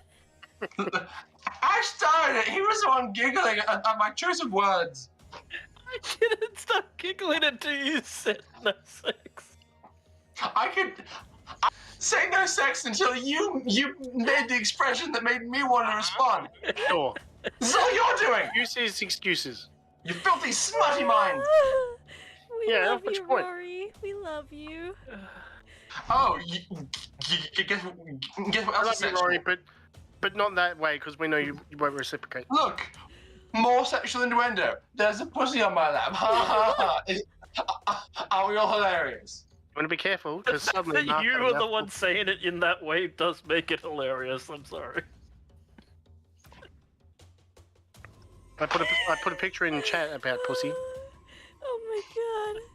Oh my god. I love you, Rory. God damn it, Dimitri, take your turn. Look,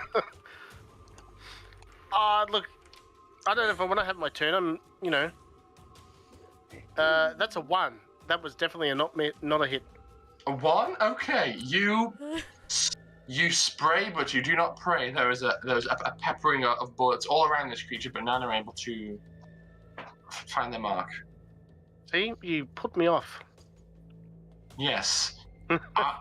I broke the 4th wall and made Dimitri the character have a laughing fit about hot horns and pussy, and that's why you miss.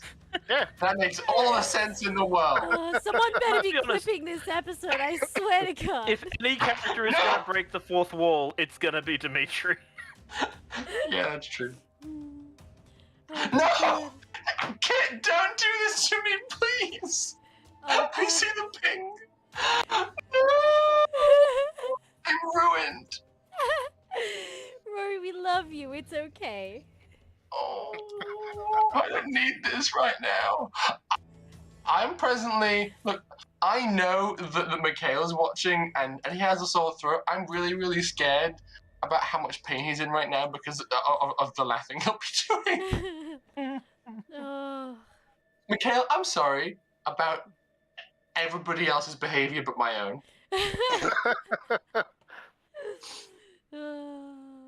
Anyway, Okay. Dimitri, you fired, and then you missed. You fired again. And then you missed.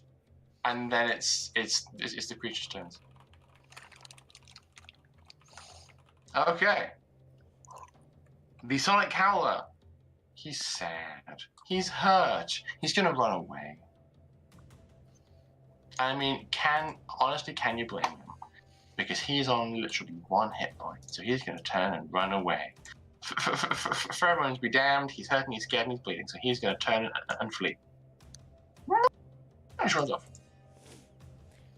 What noise does he make?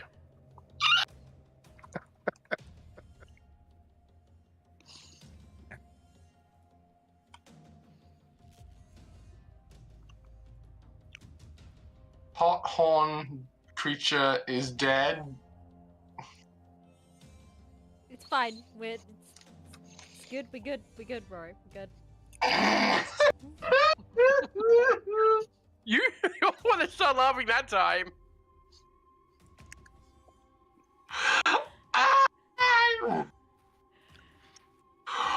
We've lost our DM. We've My lost composure. My composure. Now he's changing colour. He wasn't changing colour before. Mmm. The hot What? flush, yeah? What must my housemate think of me? Anyway, this incredibly healthy and entirely untouched creature is gonna get mad. And he's gonna try and get even. Even What? mad? Well, it's a nat 20, so you know what? I'll take it. Ouch. Come on, slam, and welcome to Japan. And as this guy gets slammed in the side by a big old horn.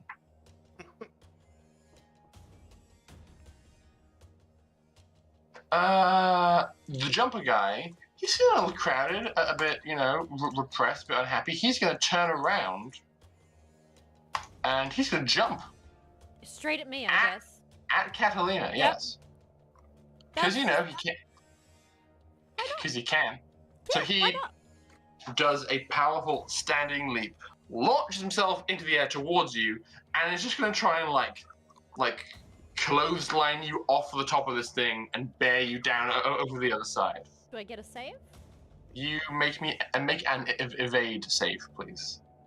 Oh, for fuck's sake! The dice fucking hate me this game. I Excellent. don't think I save on a 7. No. As this big meaty arm hits you square in the chest, and you are borne off your lofty perch and fall down to the other side, where this big creature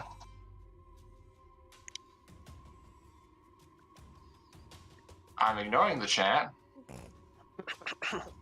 makes 2 attacks against you, Catalina. What's your armor class again? Her armor class is 1. Armor the class assault is suit. 2. Well, I hit you. Well, I've got it down as 2 anyway. Unless Should be the 1. assault 6. Is it 1? Oh, It no. I believe it might be 2. I hit you for I hit you for 2 whole points of damage because I rolled 2 1s. You know what? very I'm mature. just contagious. My bad luck is contagious. You touched me, you got my contagion. Are you Will Wheaton? Probably. At this point, I might as well be. Okay, so you fall prone to the ground as this creature kind of lands on top of you. Actually, I'm gonna take some damage from the fall. This is just my dice. Can I use the jetpack to help mitigate some of the damage? Not really, no. Okay. You kind of just get slammed. Can Okay, she use the Can she use the jetpack to burn its toes? On her turn, maybe.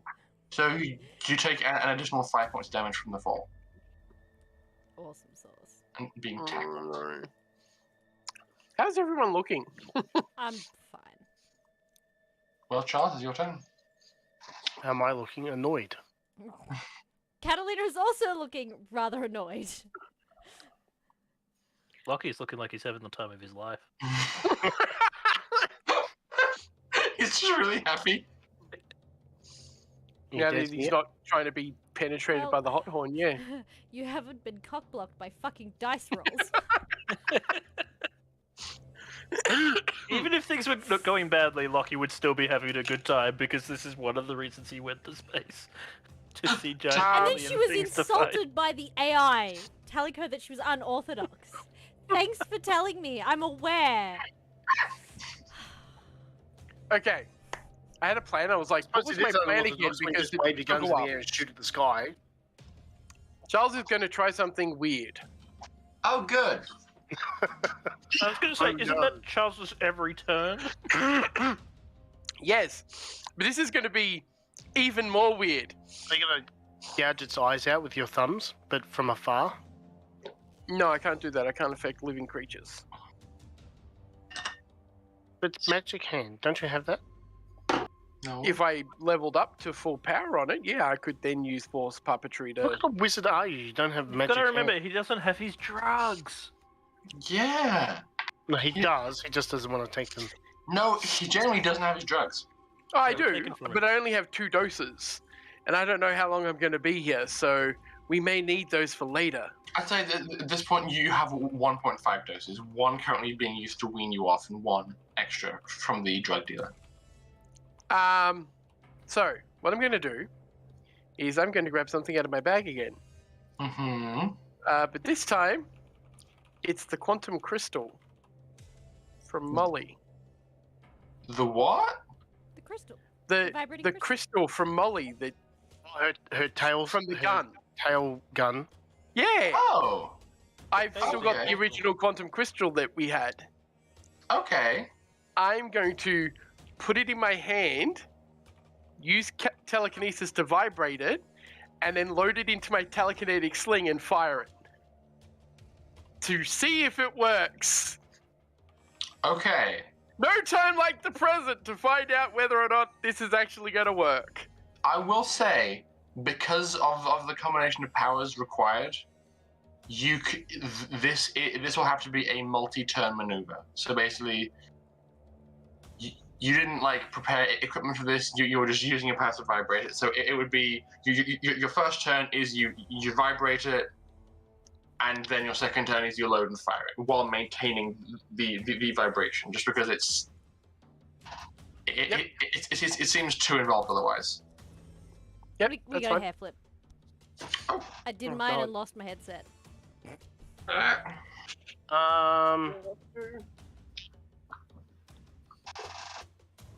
Hang on, wait. Here's a hair flip. Majestic. Now I look like a mad scientist. You are a mad scientist. Now Maybe my with hair's one. all just... I love your So yeah, clothes.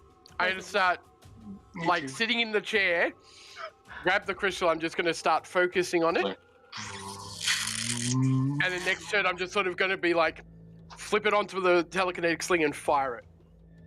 Aiming for like a vital organ within the creature. Okay. You have it in your grasp, and it's just buzzing angrily. Do you need me to do any sort of rolls for that? I will have you roll telekinesis just to maintain control of the vibrations and for it not to just fly away early. Just, woo! The vibration That's just so right, hard. and it just slips through your hand, through the bottom of the ship, through the bottom of the ship, through the bottom of the ship. I threw that dice so hard it just sort of went boing straight out. Let's try that again. Okay. That is 9 plus 2 plus wisdom, so that's 12. That is indeed sufficient. You are able to maintain control. Come here, Bear! Or it's more like, come here. This is the like charging of the spirit bomb. Yes. Okay. Ochaka is like, Dimitri, are you sure I can't do anything more? I swear I won't crash it. Okay, if you look at the console, the button I asked you to hit, the one under it will make us go down again. That's boring. How about changing our angles so that we're actually flying around the No, room? because if you change your angles, I cannot shoot monsters. Oh. I fucking this fucking bro, you're fucking more useless than me. Anyway, Do you have perhaps some combat skill? I'm just cocky archaeologist. And don't you have to fight off like robbers and shit? Guards. So he's useless. Got it. Maybe you can shout nasty words at them and they will like get upset and run away. Look, he's very smart. I'm just gonna say again, he's very smart. No. He's not smart. He's just intelligent. There are differences. He is intelligent enough to know that he can't help. That's quitter talk. That's absolutely Okay, quitter talk. smart man, come up with a plan. Okay, step one. You let me fly this thing properly.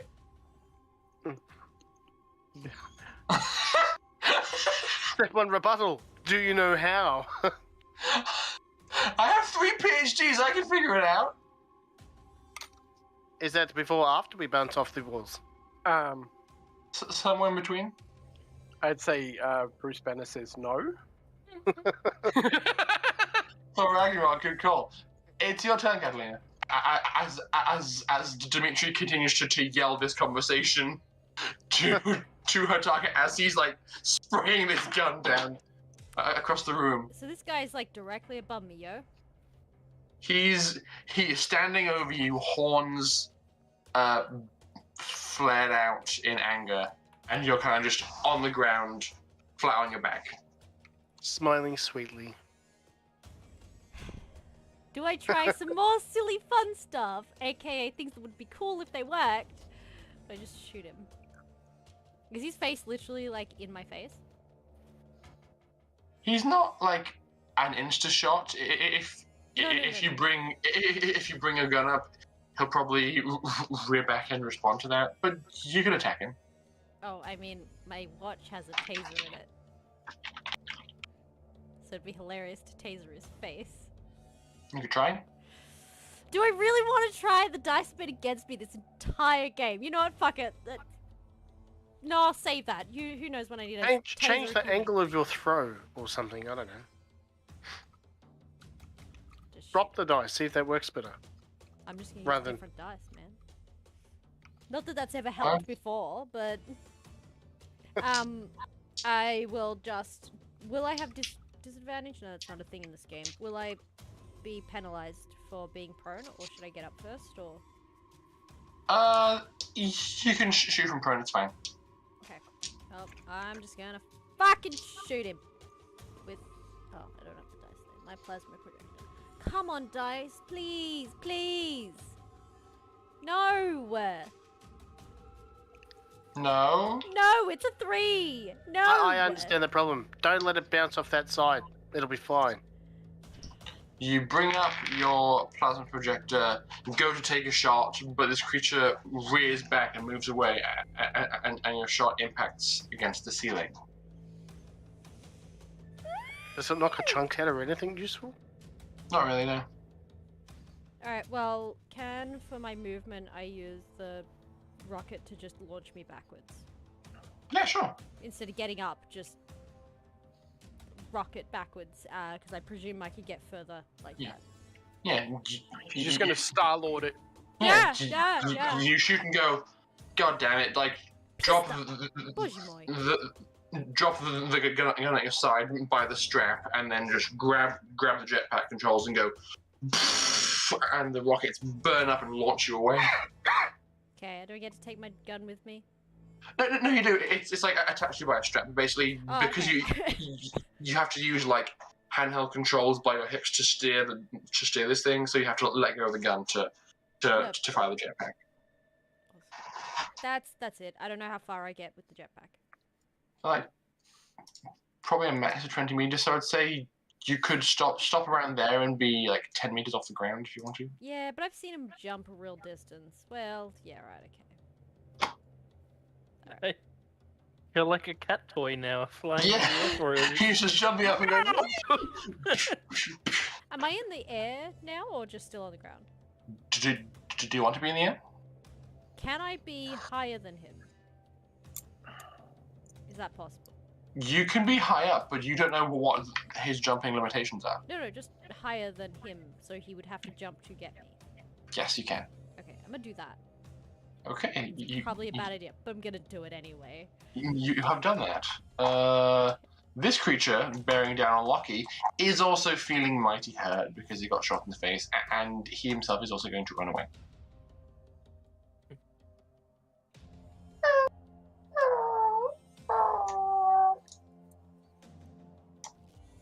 It makes us sound To your like that point. Loki is gonna genuinely feel sad. It's like, Aw. oh, he's so cute, so cute and murderous. They are cute and murderous, aren't they? And at that we come to Nucleus, who says, "I believe I have seen enough. This has been very informative." And all of those you wearing vac suits see that an additional chemical is introduced to the air that increases in concentration and then begins to actively counteract the first one that was added. And it seems that some kind of pheromone and antigen has been released to the air, and the creatures are beginning to calm and mellow. And at that, I think we're going to go for just a quick break because I have received player feedback that people need to pee and hydrate.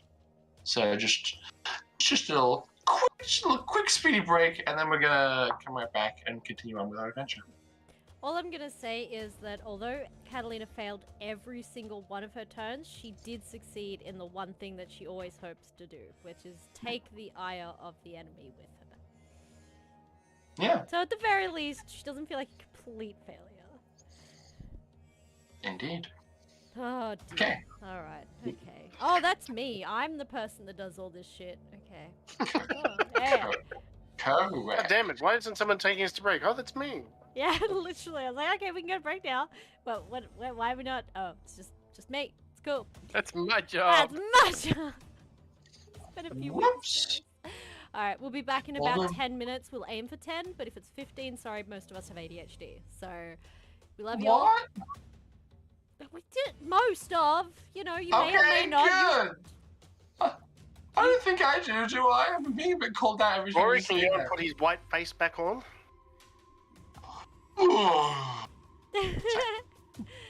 Oh god. And I'm gonna go watch that clip because I can't wait to see it. Honestly, me too. I'm curious. Yeah. Alright, we'll catch you soon. We'll be back in a minute. Toodle bips. Okay.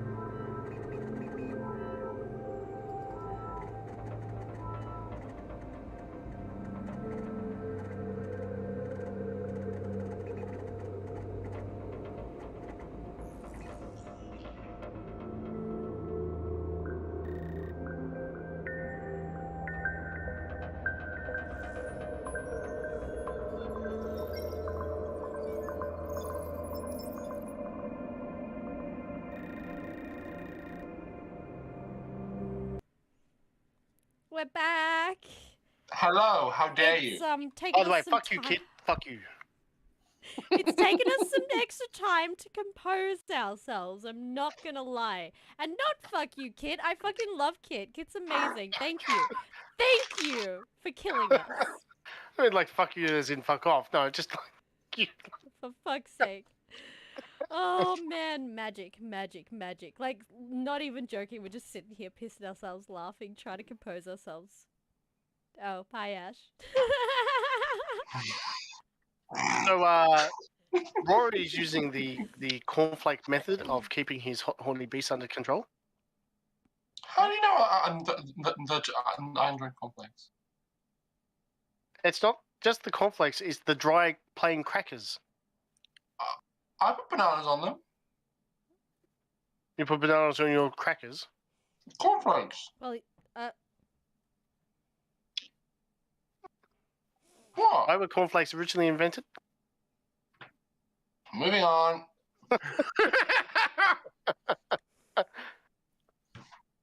To stop kids from masturbating, Alice. I said moving on.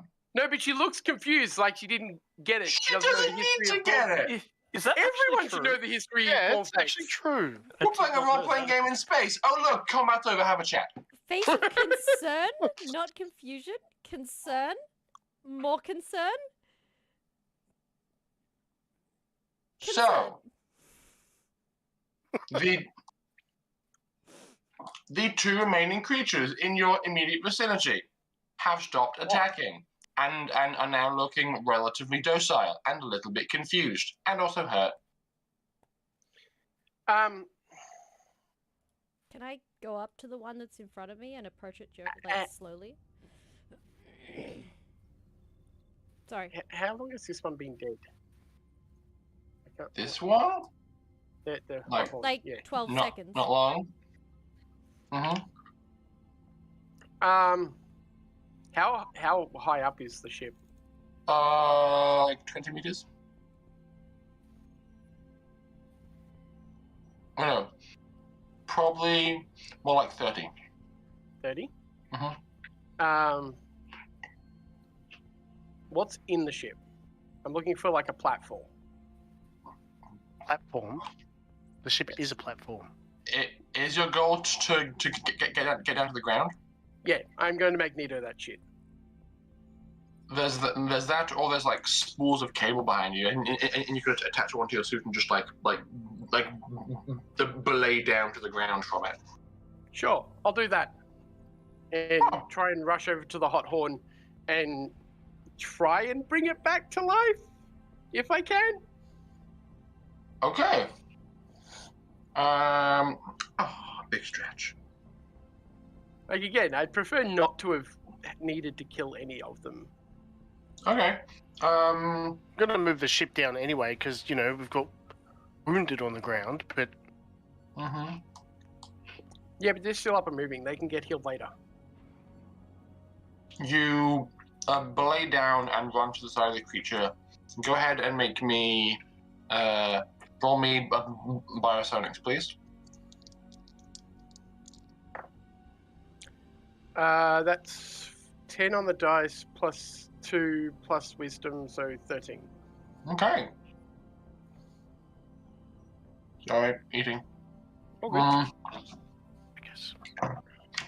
It takes you a moment and some concentration because you've never had to deal with biology quite like this. But you reach out, and your psionic, immutable understanding of all things biological just reaches out. You can place your hand upon the creature, and you allow your instincts to guide you. There's flashes of energy across the creature, and the various impact wounds begin to close up. And though not really moving around anytime soon, this creature is stable and alive. And you're like, huh. Right. And you just sort of look around and be like, anyone need some healing? Meanwhile, Catalina is beginning to approach the one in front of her. She's gonna approach slowly, seeing that it's calmed down, and see if it's mildly friendly. Thank you. Do Here's you my... have any hay or an apple for it? Do I look like I carry hay in my pockets? Why not? You carry knives in your pockets? Yes, 7 of them, in fact.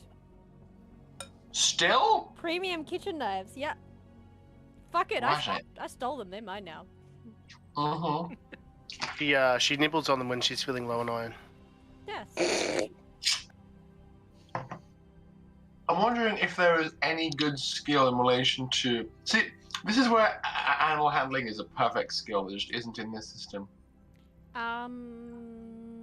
Persuasion? I'll take persuasion, yeah, sure. Just call it good boy. I would say probably with wisdom over charisma, though, I feel like. I agree. I'll float my goat, but not that hard. Testing. Yep. Yes, right here. 7. 7? Okay. You approach the creature, and as you get within a few meters of it, it's looking a bit agitated. Like currently, it's kind of nursing various wounds. It doesn't really know what happened, and sees you as an unknown quantity. So it's not angry, but it's kind of just like backing up a bit and making concerned sounds. The word is weary. Mm-hmm. It's okay, I'm not trying to hurt you. And she'll just sort of stop when it starts feeling uncomfortable and just kind of like sort of just offer her hands. Okay. It doesn't warm to you immediately, but Oh, good. you are present. Okay. So, Dimitri, you bring the ship down to ground level and land it once again. Yep. At this point... I'm just like, I walk up to Hotak and say, out. He's like, but hand warmers. I don't care, get off. Fine. He's such a pain in the ass. he gets out of the seat and you get back in.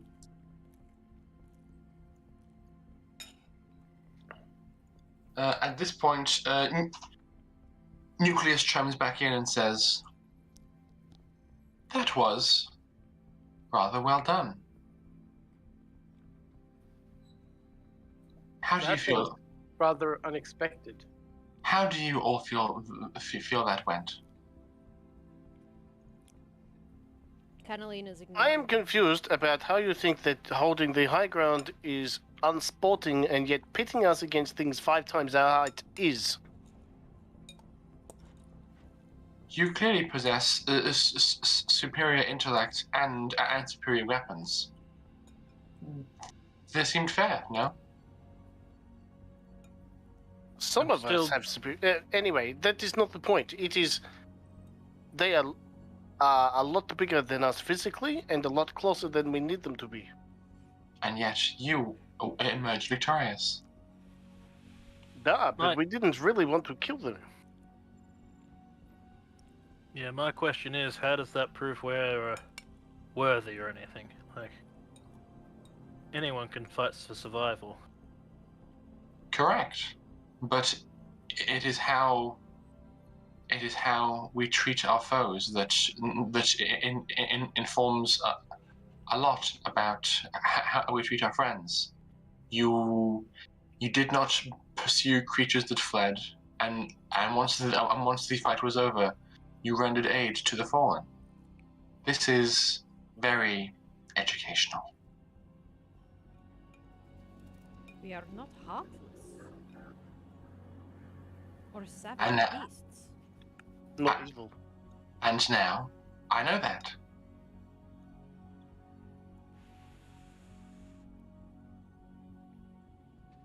Catalina's... What's your next challenge then? Sorry. Sorry, Ashley, again? What's your next challenge then? Are you ready to engage in your second test? Is it combat? Well, I wasn't ready for the first one, but whatever. That is fair. I'm prepared to give you time to recuperate. I will tell you that the second test is one of intellect. Lucky reloads his gun, goes sits down, and goes, "Well, I'm out." Let me deal with my crew's injuries first, and then we'll start the second test. Of course. Tell me whenever you are ready. Will do. I just sort of like make sure the creature is stabilized completely. At which point I will probably go over to the 4 bodyguards first and double check if any of them need a quick heal. I'm pretty sure they do. They have all taken some knocks, but seem okay. They will all say yes to some healing, though, of course. Okay. In the meantime, Catalina's still trying to calm the beast in front of her, just coax it into letting her be a bit closer. Roll me another persuade with wisdom, then. Do you Can I want to try roll that with the before other you one? focus on skill? Sorry? I say, you can want I me to try roll? that with this other one? Yes. No, And with Molly? the dice hate me today. I rolled a 6. You need to put some dice in jail and get some new ones. This creature is I having appreciate that you think it's the dice and not me. this creature is having quite a hard time trusting you. Dimitri, what did you say? I said I will go and meet the other one with Molly. This one? Yeah. Okay. You Sorry. land the craft, hop out, and approach this creature, which seems to just be like standing around confused because this creature was not damaged at all in the fight, and it's just like, what? Just kind of looking a bit, just a bit bamboozled. So be like, Molly, can you talk to this? Yeah, maybe. Hang on. A little antennae of vibrating with thought and anticipation. And she reaches out. Oh, we gotta hydrate. Also, we gotta hydrate earlier, which I forgot to announce from Fezzik. I hydrated with ice cream. It was fine. Perfect. The creature in front of you, a connection is established, and you are able to get a sense that this creature does possess like decent intelligence. You saw in the fight that 2 of them were able to cooperate to take down a foe, and or rather attempt to take down a foe. And this creature goes, in your head, you just hear, "What happened?"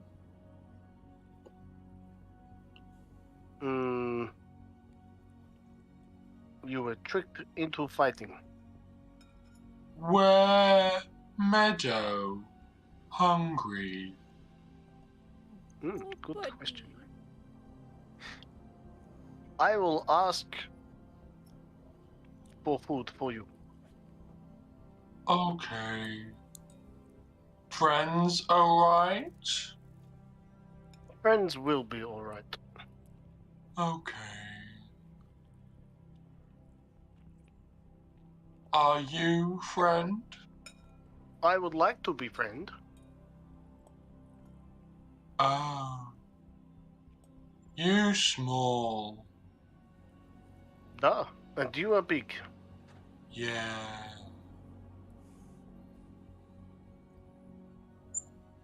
And this creature kind of turns around and gets his head down. Nope, wrong axis. Shut up!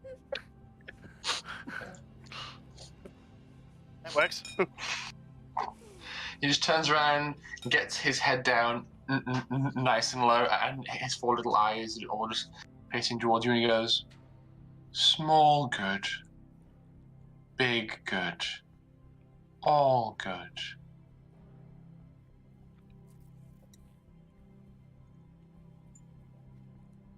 And Nucleus, Yes. your pets are hungry, and they are looking for their meadow. Ah, of course. I'll call for assistance. As this happens, there's several portions of the stylized wall that kind of peel back, and you can see small metallic balls kind of rolling out of the wall.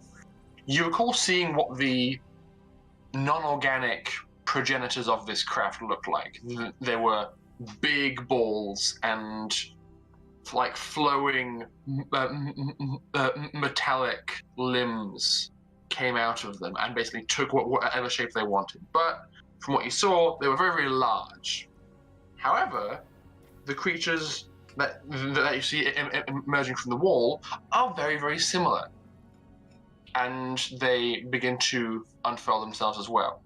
Though, while the limbs of the actual creatures seemed more like a fluid metal taking on these different shapes, these appear to be made of microbots. So each individual bot is about the size of a grain of rice, but has a very similar effect. And you go, these creatures also modeled the robots they designed after themselves. And these robots roll out, unfurl 4 walking legs and a pair of arms, and some go about repairing the damage to the deck, like the blast holes and impact damages from the fight, while others kind of encircle some of the creatures and begin to usher them away to another part of the ship.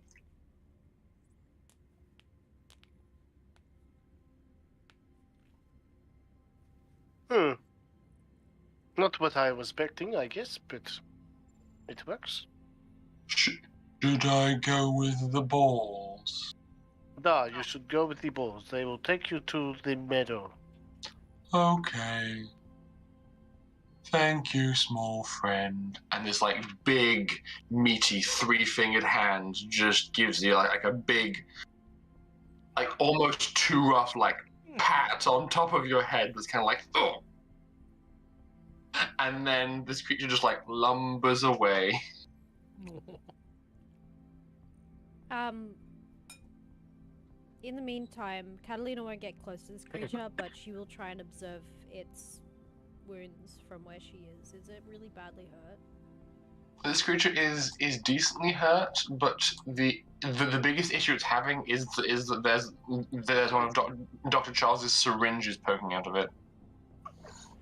I'm about to come dealing with that once I've finished killing these guys. Catalina will call over Dr. Charles. Okay, so we'll go back to Charles, and I'll have you roll individually for healing. First for this guy.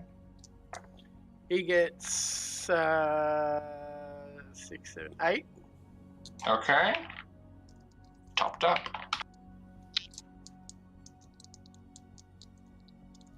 Next. Mm-hmm. That is 9, 10, 11. Okay. Next. That is 8, 9, 10. Cool. And last dude, oh. This is probably one of the worst hurt, and he gets the worst. He's got 6. All good. That also gives them all a level of system strain as well. Okay. Because of my abilities, I don't take the strain myself, I give it to others. Sensible. Makes Okay. me a more effective healer. Once I'm done with that, I'll be like... Alright, Catalina's calling you. Doctor? I'll walk around. Yes? Damn it. Could you fix the problem you have caused here? He's Again now. a little bit distressed, I think. I'm just gonna sort of reach out with telekinesis and sort of gently as I can pull the needle free. Okay. easy enough to do. You reach out and just go, and it slides out, and you see that there was a small portion of the death cocktail that hadn't made it into the creature. But you would guess every time it jumped and moved around, the syringe would swirl and more would enter its bloodstream. I open up my bag and grab out a beezer and sort of put it in my hand and start walking towards the beast and just sort of like hold it out in my hand. It turns to you and begins to make a low, guttural, rumbling growl. Doctor? At which point I will get down on my knee and continue to present my hand while looking down at the ground. Catalina will also pop down to the ground because previously she was trying to be like up at its head height. She'll also fall, like, drop down to the ground and hold out her hands still. Okay. Both of you make me another persuade with wisdom. I'm actually really good at fucking persuasion, man. 8. Better? That's a 7.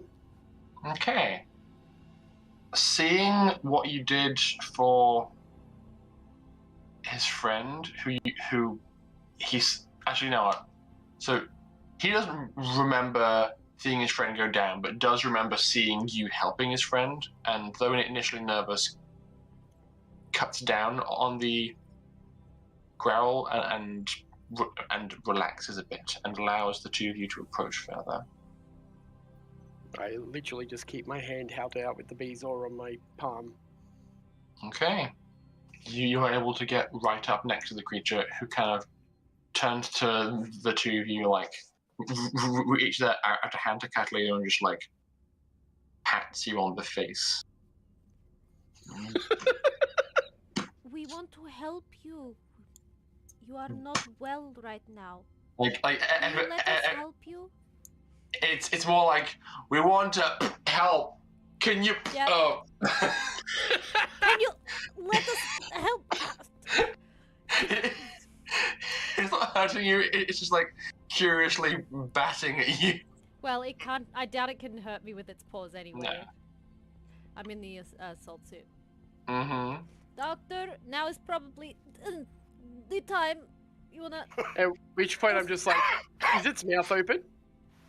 A little bit. I just sort of try and float the beezer towards its mouth. Is the beezer injected or swallowed? Swallowed. Oh, okay. Yeah, you float it over. It will help you. It probably smells a bit bitter, but yeah, it's something that will help counteract the death cocktail that was injected into it. Mm-hmm. It seems confused, looks around, goes, and just looks very unhappy for a few moments, okay, and spits it back out. No, you've got to eat it. Doctor, have you Pull it back never out. had a pet before? This is not how this works. Wait. Dimitri! Can you bring Molly over? We want to try and help this beast, but it will not take the medication. I don't think it understands. No, Molly's, well, we talked to that one over there, so it's probably the same. Molly is able to reach out, and to make a long story short, with some cooperation and some gentle verbal encouragement, the three of you are able to get this creature to take his medicine, and though And then he's direct him to follow his friends. indeed, and he lumbers off with the rest of his herd. As he takes his medicine, I will also sort of like walk up next to him, pat him, and also heal him as well. Okay, roll me healing. That is 9, 10, 11. Excellent. And then after you spend some time bonding a little bit with these creatures. They're all ushered off by these weird little fear robots and disappear into the bowels of the ship. As this happens and healing's been applied to people, Nucleus says, "Are you ready?" Sure. Yeah, ready enough. All right. Challenge 2. Intellect. Before you, you see a great device. This large glass cylinder that you see is used for the splicing of genetic traits into pre-existing creatures.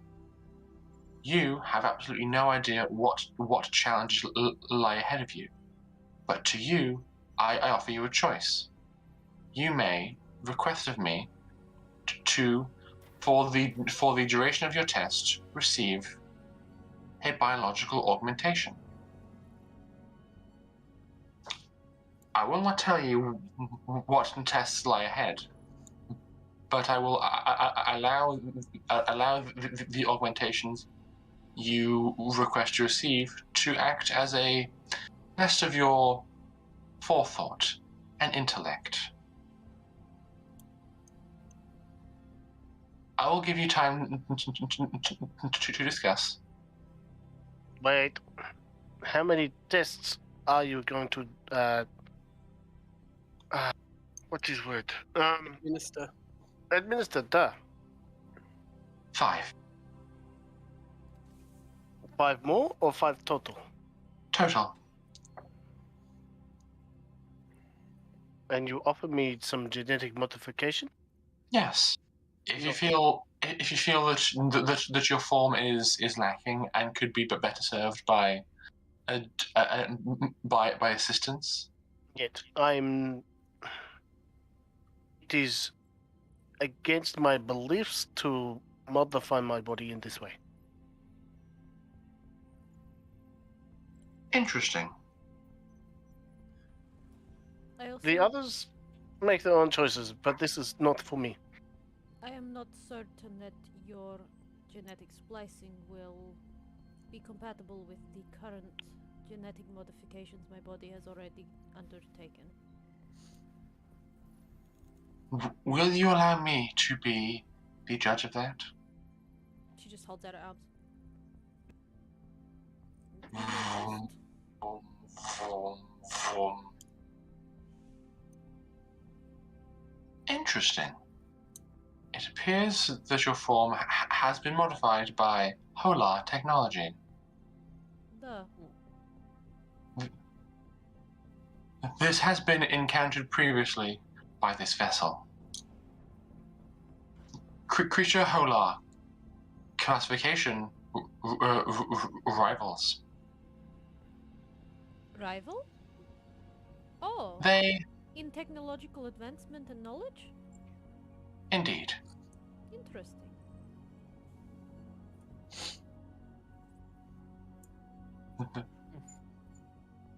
In the time when both species were active, we were competing for advances and resources.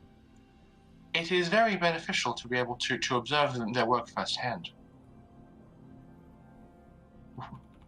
As a result of what has occurred to you, I believe there will be some limitations to what changes that can be made to your form by me, but do not consider yourself entirely unable to be changed.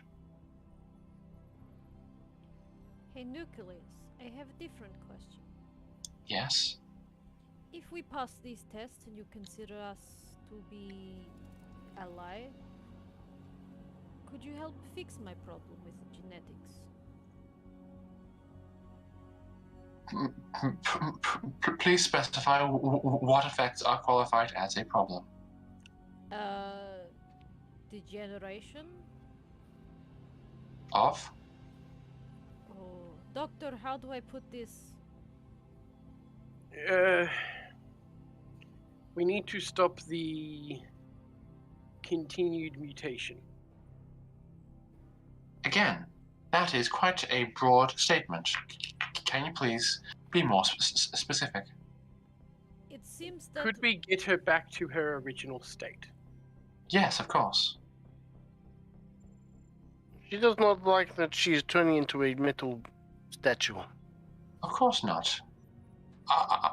I project that should this mutation persist within 15 to 20 years, you will be rendered entirely immobile. this is unideal. You know, Indeed.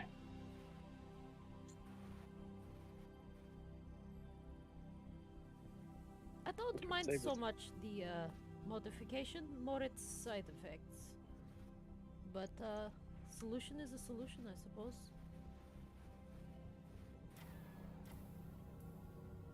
Correct. And you, large one? Had enough modifying, I think. I'll give it a go as how I am. Interesting. And you? I feel as wouldn't it be a better display of what we are capable of if we were to do this without modification? Potentially. Potentially not.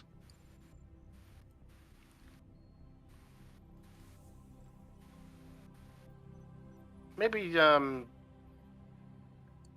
fuck. The professor, maybe he would like to be modified.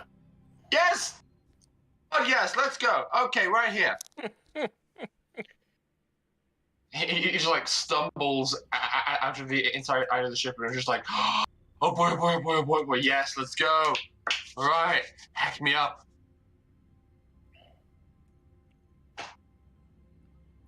Do you mind closing the turn order, by the way, Rory? Oh yes, of course. Thank you. So, this intelligent individual has volunteered. We have it. We have a no from the man in robes, a no from the tall man, and a no from the man who shoots things around corners. I have not said no, I have just said it would be a better option for us to display our capabilities without advantages. That is your personal assessment. Without knowing what sort of tests are ahead, I can't make a informed or intelligent decision. That is part of this test.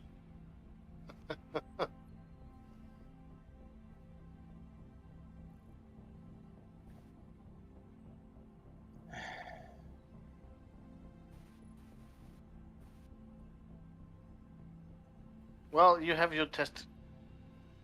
Your subject. Yeah, one so far. But I'm also curious about. Tell you what, Finn would probably be up for it. Alice, He likes modifying himself. can you roll me a mental effects save, please? Are you just asking for it to fail? I wanted to be on camera. You roll pretty well. That's 7. Nope! That's exactly what you think it is. That's a 1.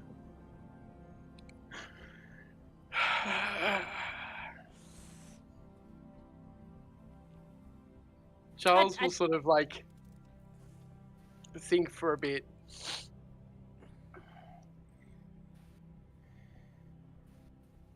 And just think to himself, he doesn't want to be a detriment with how squishy he is. Super. So he will accept a modification as long as it's temporary.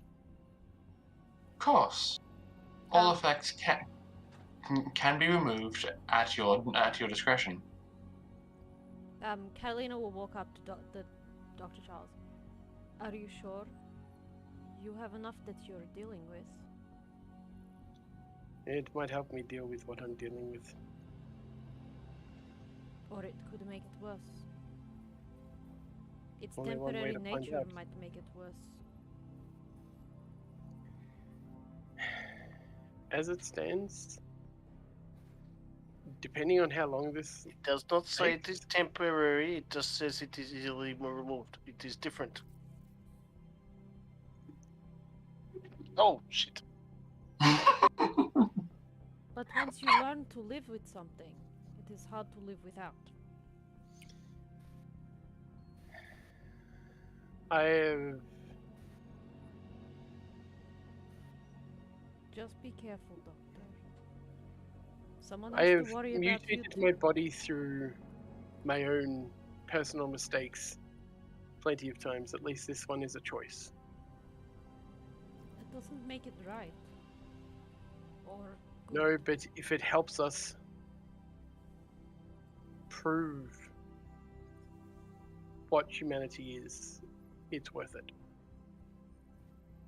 And also, trusting him to be the only one there getting modified, I don't. Okay, no, that's good argument. I will come with you.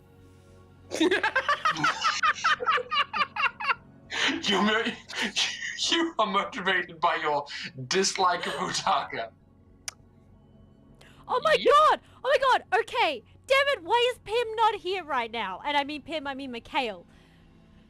In the last week when we were doing stuff, downtime, there was something absolutely that Catalina had to do and I forgot. Uh-huh. Catalina gave Pim the mug. The Oh. thermomelodic mug. The thermomelodic mug. Yes. So cute.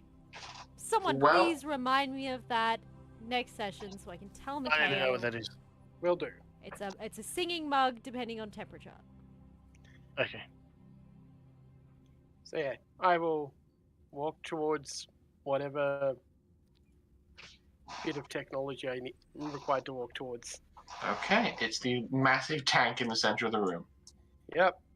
Cool. Where am I? I swear to God. I swear to God. I swear, for fuck's sake, if you come out covered in fucking tentacles. At least Back- it You won't don't be know, the I might first come one out you've with seen. 6 eyes and 4 wings.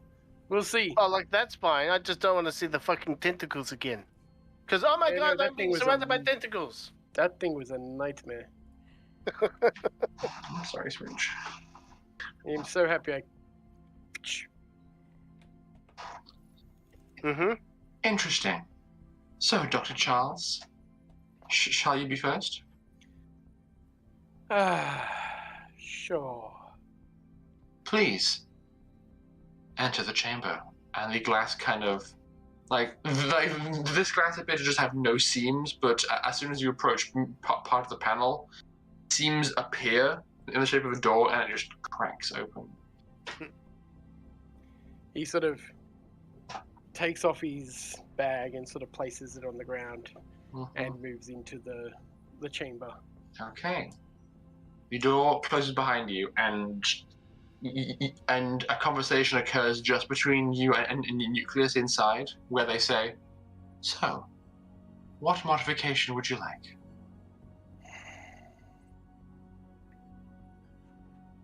What modification would you recommend? That is not part of the test. What modifications can be done? It would be easier to list what cannot be done. Then what cannot be done? I may not modify the fundamental forces of the universe, and I do warn you that if you are augmented by an effect that is too alien to the nature of your physiology and composition, there may be some negative side effects. For example, as a carbon-based life form, if you were to elect to have part of your form transform into another state of matter, there would be consequences.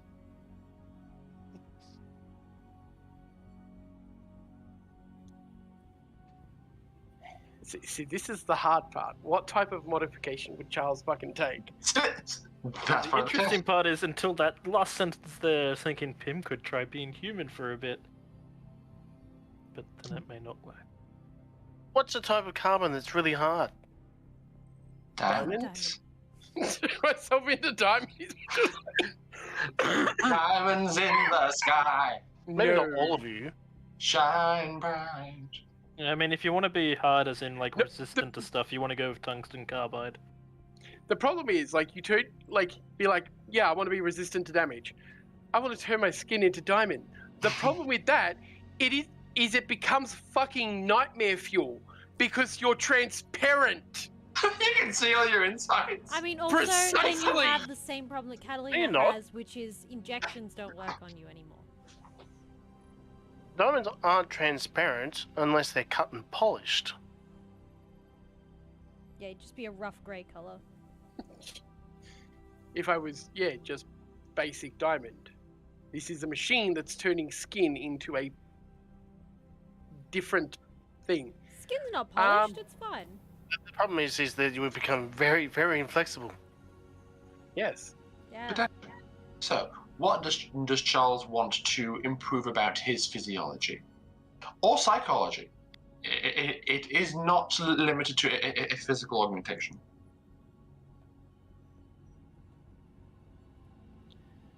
See, he's like, he wants to be able to protect his crew better. Okay. God, this is so left field, Rory. We don't know where to go Yeah, with this. it's like, This is Yeah, right? Good! Lucky, Flippin' good! Lockie's going to pull out some of the organic nanites that Pim has. They're all in Catalina's face. Oh, they all are? I thought he had some that he brought with him. Oh yeah, like a tiny man. Yeah, you're right. What about Jin? What modification does he want? Everything? In talking to Chris, I don't think he would want any genetic I was gonna augmentations. say No, he's more yeah, interested in he's- technically only biological. Uh, Yeah. He's gonna raise them up to Nucleus and go, could you do anything with these? Like, make more of them or something? I'm just trying to. It would take me time, and there is the chance that I could fail. But I'm intrigued. Is this a creation of your friend artificial intelligence, Pim? Yeah. He wants to be more human. Fascinating. More like us. Must be May- a real boy. May I take some of these for further study? I feel like I Pim can't would. say yes on Pim's. I don't think Pim would allow it. I remember Mikhail talking about it, and I feel like Pim would not allow it to pass hands. If you do not consent, then that is fine. Someone My needs to offer- message Mikhail for that. I can take care of it. They just say, my offer shall remain open if ever you change your mind. Charles? I'm currently writing a list of stuff. To me? Yes. Oh boy! Oh jeez. A list! A He list. He has a list, everybody. Allow me to open my diabolical book of mutations. All Lockie would ever want is just to be stronger and tougher to be able to defend his friends. That's what. That's Charles- possible. And that is what Lockie will last for. To be stronger, faster, and tougher to be able to help his friends and protect his friends. Okay. Come on, Charles.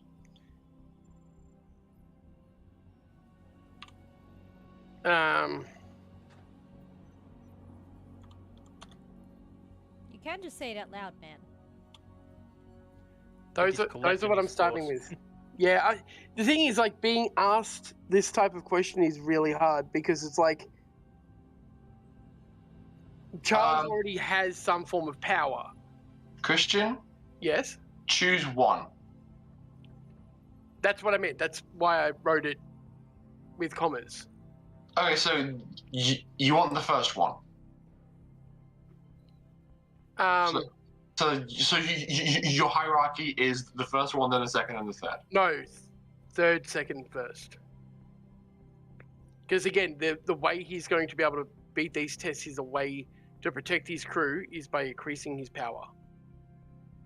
Okay, you wish to be more of what you already are. Nucleus says, this can be achieved. This is possible. Please stand by. And lights go all around you. Your chamber begins to hum and spark as a spiral of energy forms around you. And you begin to float ever so slightly off the ground. The lights begin to strobe and flicker, and you feel unusual, strange, but good. Is this feeling sort of similar to when a spike drive decided to blow up in my face? It's not dissimilar, but it's very. It's just very unusual. As the lights begin to strobe and flicker, the power in the entire room begins to dim as the lights kind of struggle to maintain their presence. And Charles, can you make me a physical effect save? I'm like, I want it to be on camera, but I don't want Alice to roll it. I mean, Ash can come and roll it for you. Physical effect save. Okay, here we go. Yes. Oh, it's a 15. I actually made that. Oh, Ash was gonna come here and roll it.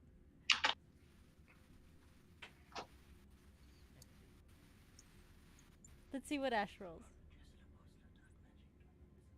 He's enchanting the dice with good luck. Nope. Didn't work. I think I'm gonna go with my roll. Oh no, that's fine. I think he was just doing it as like a. Let's see if I can. Uh-huh. If the dice is actually cursed. So I rolled a 15. See, that would have actually made it. You are able to remain conscious through this. Oh, okay. I imagine that is not pleasant. It is not. Great. Love it. Hang on. Probably floating there, like screaming. Your body, your mind is just floating there, and most of your body is fine, but you begin to find yourself absolutely howling in pain as your brain is just bombarded with energy and force, and it's kind of a lot.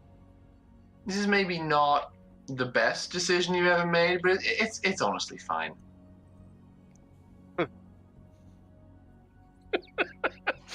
It's fine. It's fine.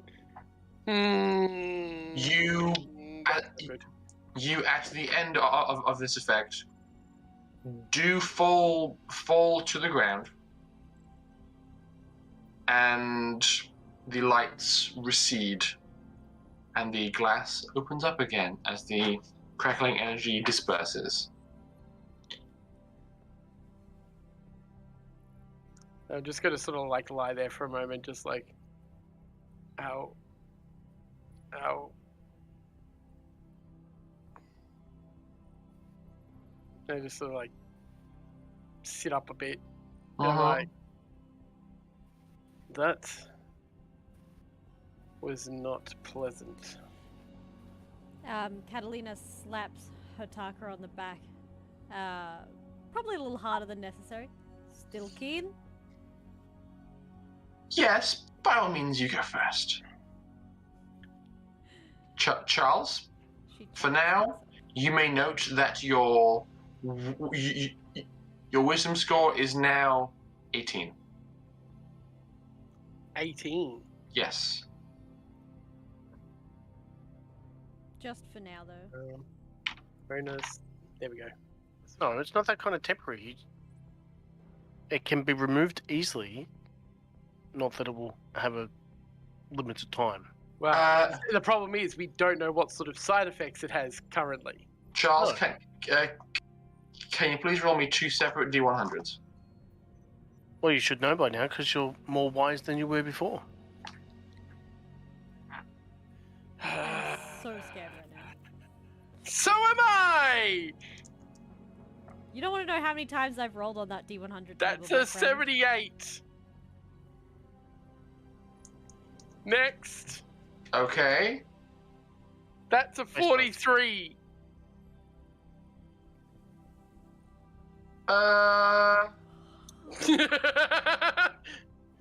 Okay. Hang on.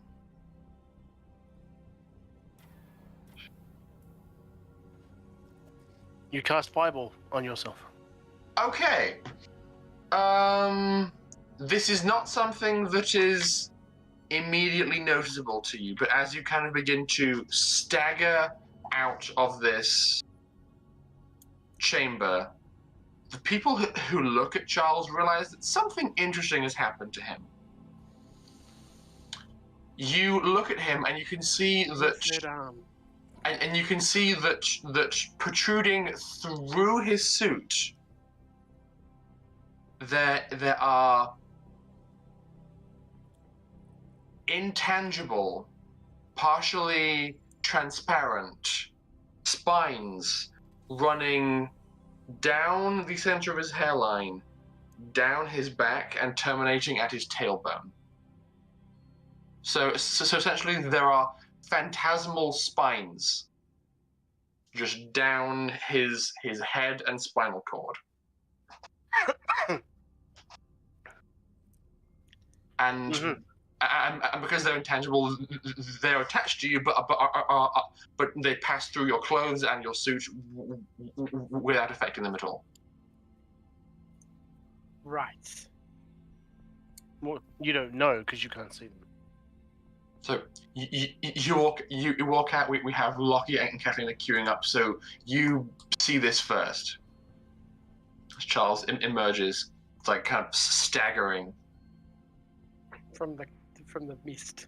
Mm-hmm. I just sort of like get to the door and I'm like, that hurt. Looks cool, Where's though. my bag? What? Yeah, it looks cool. What does? She just grins at you. That is not reassuring. Hey, is what you asked for, I presume? I don't know. Just saw a big light. Lots of screaming. This too. I am going to take some painkillers and sit down, and then I'll worry about you Okay. later. You move off to the side. Who is next? Kalina, unless Lockie wants to go. No, you can go first. Yep, I still haven't Okay. figured out what to ask for. Well then, probably we'll take this time for you to figure that out, and we'll have Lockie go next. Alright. Okay, Lockie, you proceed forward into the chamber. The door appears once more, seals behind you, and then just you and Nucleus get to talk, and they say, "All right, Lockie, what modification would you like?" Well, all I really care about is protecting those I care about, so if I can be stronger and faster and tougher, be happy with that. I see. This can be arranged. One moment, please. Once again, lights dominate the chamber. The force begins to crackle around you. You are picked up from the ground, but as opposed to pain racking your mind, it crackles all over your body. Your armor was very specifically designed to suit your body, but power armor also has certain room for different people to use it. So there's certain flex in the size of the plates. Like things can slide out and contract, and as you're kind of floating there looking at yourself, the plates on your body are like going and like extending to their limit to accommodate your body. Please make me a physical effect save. Oh dear. What is my physical effect save now? 8. Oh, no, wait. What level are you? 7? Yeah, I'm 7. Yeah. 8. That is an 8. That So that probably- is Okay. a just save. Your consciousness is kind of like barely blinking in and out, and there's moments where you're like powering through the pain and you like go you like almost pass out several times, but you're like, no, I want to know what happens to me, and you are able to power through this process. Can you please roll me 2 separate D100s? 100s. It's the D100s that scare me more than anything. Well, I've already had to Right. do that First one, 87. 4 times, I think, with Catalina. 87. Yep. Second one, 52.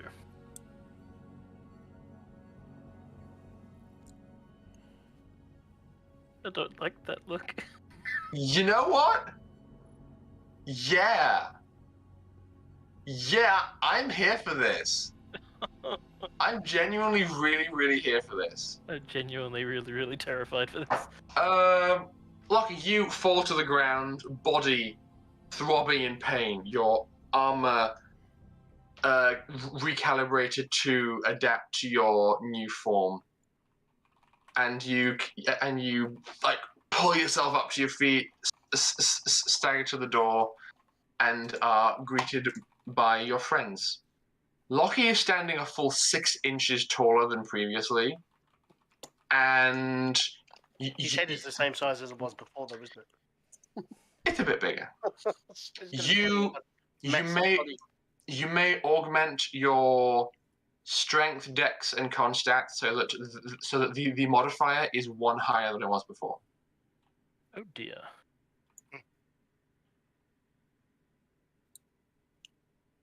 And yeah, everybody just sees that you are flippin' jacked, even more so than usual. Lucky is definitely down for this. Alright. Any To do- physical changes? Other than None that are seen immediately, but Lucky, do you say anything? He's just gonna kind of look over himself and just go, oh no. Feel a whole lot tougher, but otherwise seems the same. As you're speaking, you are fighting a weird urge to speak in like a bit of a lisp, and then you you go, what's happening? Kind of like feel around inside your mouth with your tongue, and you realize that you now have the equivalent of a mouth full of great white shark's teeth. All of your teeth are sharp, pointed triangles, and there are several rows of them inside your mouth. And it's making talking a little bit more of a conscious exercise than it was previously. Especially as you want to try not to like bite off your own tongue. So Mhm. I am now looking more and more like a space marine. Yes, you are. All I need to be able to do is spit acid now. Oh my I know. god. He's King Shark. Yeah. Bird? Fish are friends, not food. Okay. Catalina, you are last up in the party. Catalina will take a deep breath. Okay. Can't be worse than last time. Alright. Jumps in. Okay. You hop on As he in. jumps in, I'm like, you were unconscious last time, so it doesn't count. The door seals behind you, and again, it's just you and Nucleus. Um, So, Catalina, what modification would you like?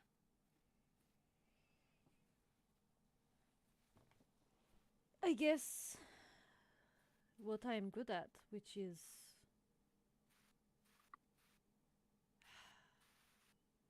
somebody needs to be fast and be able to react quickly.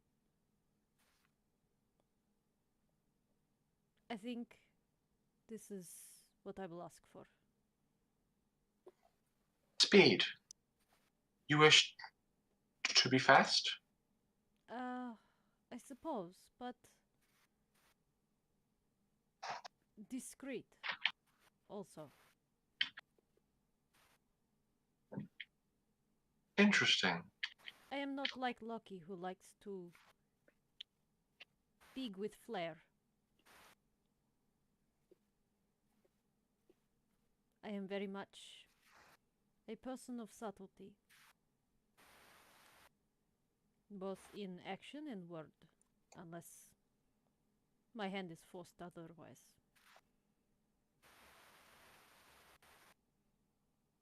So, fast and agile. I should be able to accommodate this. Please stand by. And again. Lights flare up. I'm not sure if Spiraling cracks in. I'm not sure if it was articulated well, but she's more like basically just asking, well, like dexterity, I guess, but also the whole espionage thing. Indeed. So, you know, her stealthiness and things like that. But yeah, you do you. I just wasn't sure if I communicated well or not. I have thoughts. I like right now, legit. I have no idea. I had no idea what you guys were planning. So I am beginning with a stat increase, and then I will take the week to figure out if and when there are other things I can introduce as the game proceeds. But for now, I'm just gonna be all like, look, you buff and weird thing. Nice. All right, let's go. Let's do this. Let's do this. Yes, you pick up off the ground, magical spiral. Whoa, physical effect save. Oh yeah, that one comes first, eh? Mm-hmm. I fail. You pass out. I have failed every fucking thing today. No, you haven't. Proud of you. Save that one thing. 2 things actually, but that's beside the point. It's fine. At this point, she's used to the battering. Your vision begins to kind of like blink out. I think she doesn't even resist at this point. She doesn't even resist. She's like, oh, I know what this feels like. Yeah, I'd let it go. Heck me up. Faints. Yep. Okay, roll me 2 D100s. 93. Hang on, I need to get to the right table. 93, yeah. Is that 104 or is that 0 and 4? That's just 4. That's, yeah, so it's 0, 4. 0, 0. Mm-hmm. Literally opposite ends of the spectrum. 93 and 4. Okay. That's kind of cool, I'm not gonna lie. Become agile, grow fur. Becomes cat. Oh no. You basically become cheetah. We'll see. So, unlike everybody else who staggered out, the rest of the party see the process complete. The door cracks open and Kathleen is just lying on the ground in the center of the chamber, having passed out entirely. Charles will attempt to go in there. Mm-hmm. He's probably still in a bit of pain. Sure. So walks in, like, gets beside her, gets the bioscanner, and just does a quick bioscan to make sure that she's not, like, injured. You realize that she's on slightly more than half health. She didn't say anything, but she took some damage for the last fight. I'll yell at her later for this. She is hurt, but interestingly, you notice several other changes to her physiology as you give her a scan. A lot of her joints have been reconfigured to be very, very smooth and fluid. Her body is very lean and very muscular, so not like strong looking Catalina, but like slender and swift. Her legs are slender but still quite strong, and as you scan up her further, you can see that the metallic modifications to her entire body across her skin have been augmented further, specifically on her arms. Both of her arms have taken on kind of a scaly reptilian quality in the metal. So it's like Catalina has metallic scales running down her arms, and her hands look quite reptilian with small claws at the end of each finger and tiny little bits of webbing in between each joint. So, like, I'll deal with that later. Go into my bag, grab some smelling salts, press the button on her helmet to open it up, and then just snap it and put it right under her nose.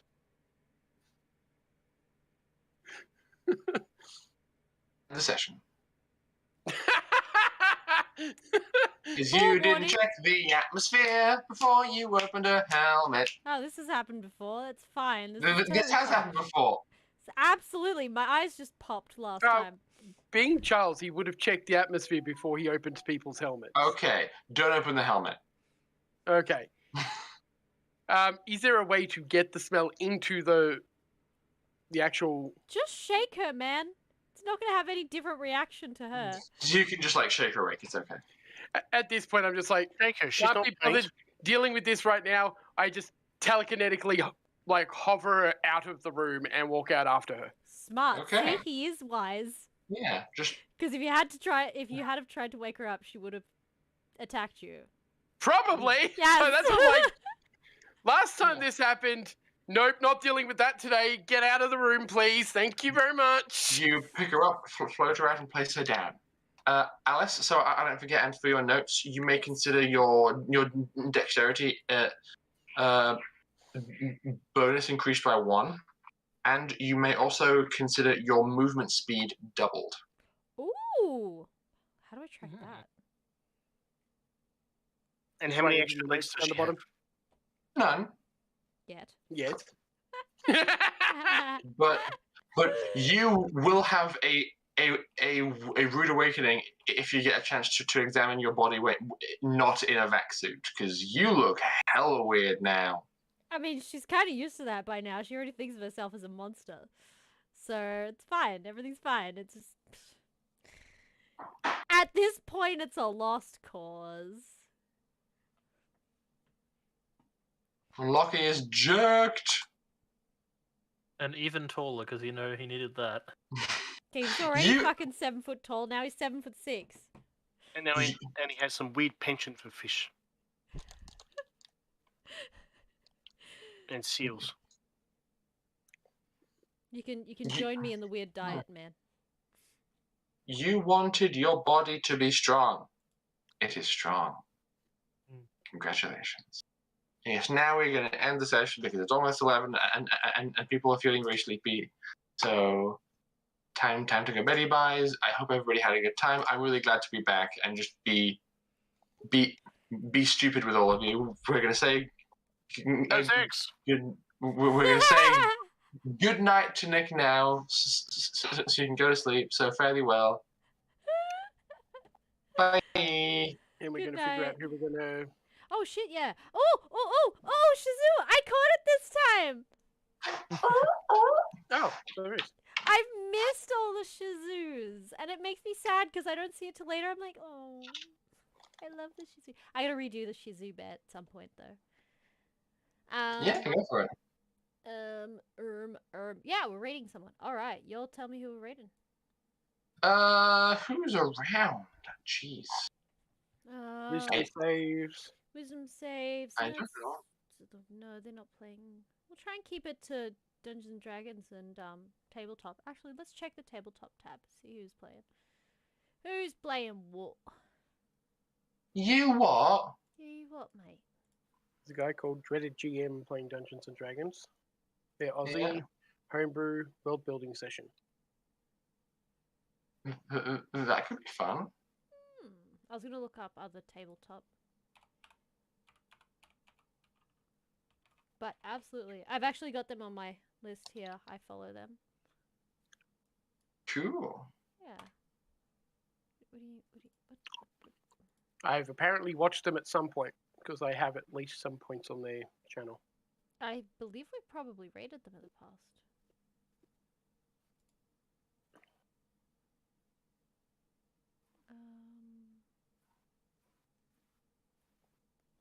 I just closed my tab. Good job, Alice.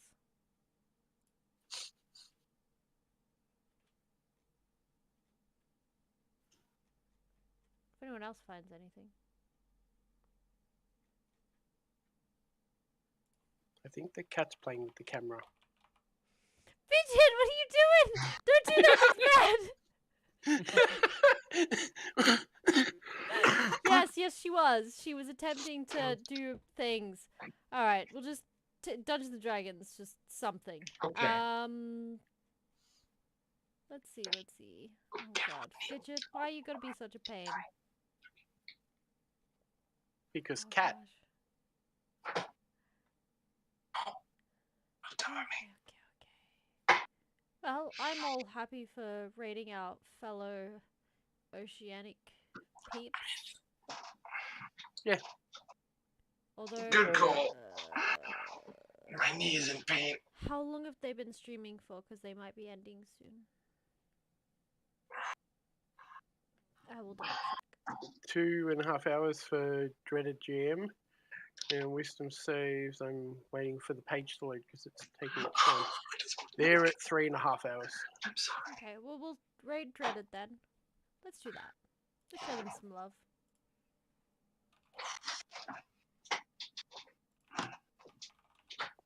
So they're writing up some They do a lot of world building stuff. It's pretty cool. world building for some Yeah. tree ants, basically. Yeah, Prince. there's some cool stuff. Alright, I'm gonna bop us over to our end screen. Thanks everyone for hanging out and keeping us company, and I hope you had fun watching us. Watching our shenanigans. Yes, and I make no apologies for anything dumb that I have said or done. You came here, you chose to watch, so deal with it. We are a bundle of glorious disaster, so, you know. Alright, yep, cool. I'm gonna go die in my shame of dice rolls. Have a good night, everyone, and Good night. we will catch you hopefully Bye-bye. next Sunday for our D&D game, which is run by Ash. This Heckin' over here. Over there. Yep. Yes, it's gonna be fun. Which we have some things coming up. In the meantime, have a good one, and we'll catch you next time. Toodaloo! Boing. Ta-ta.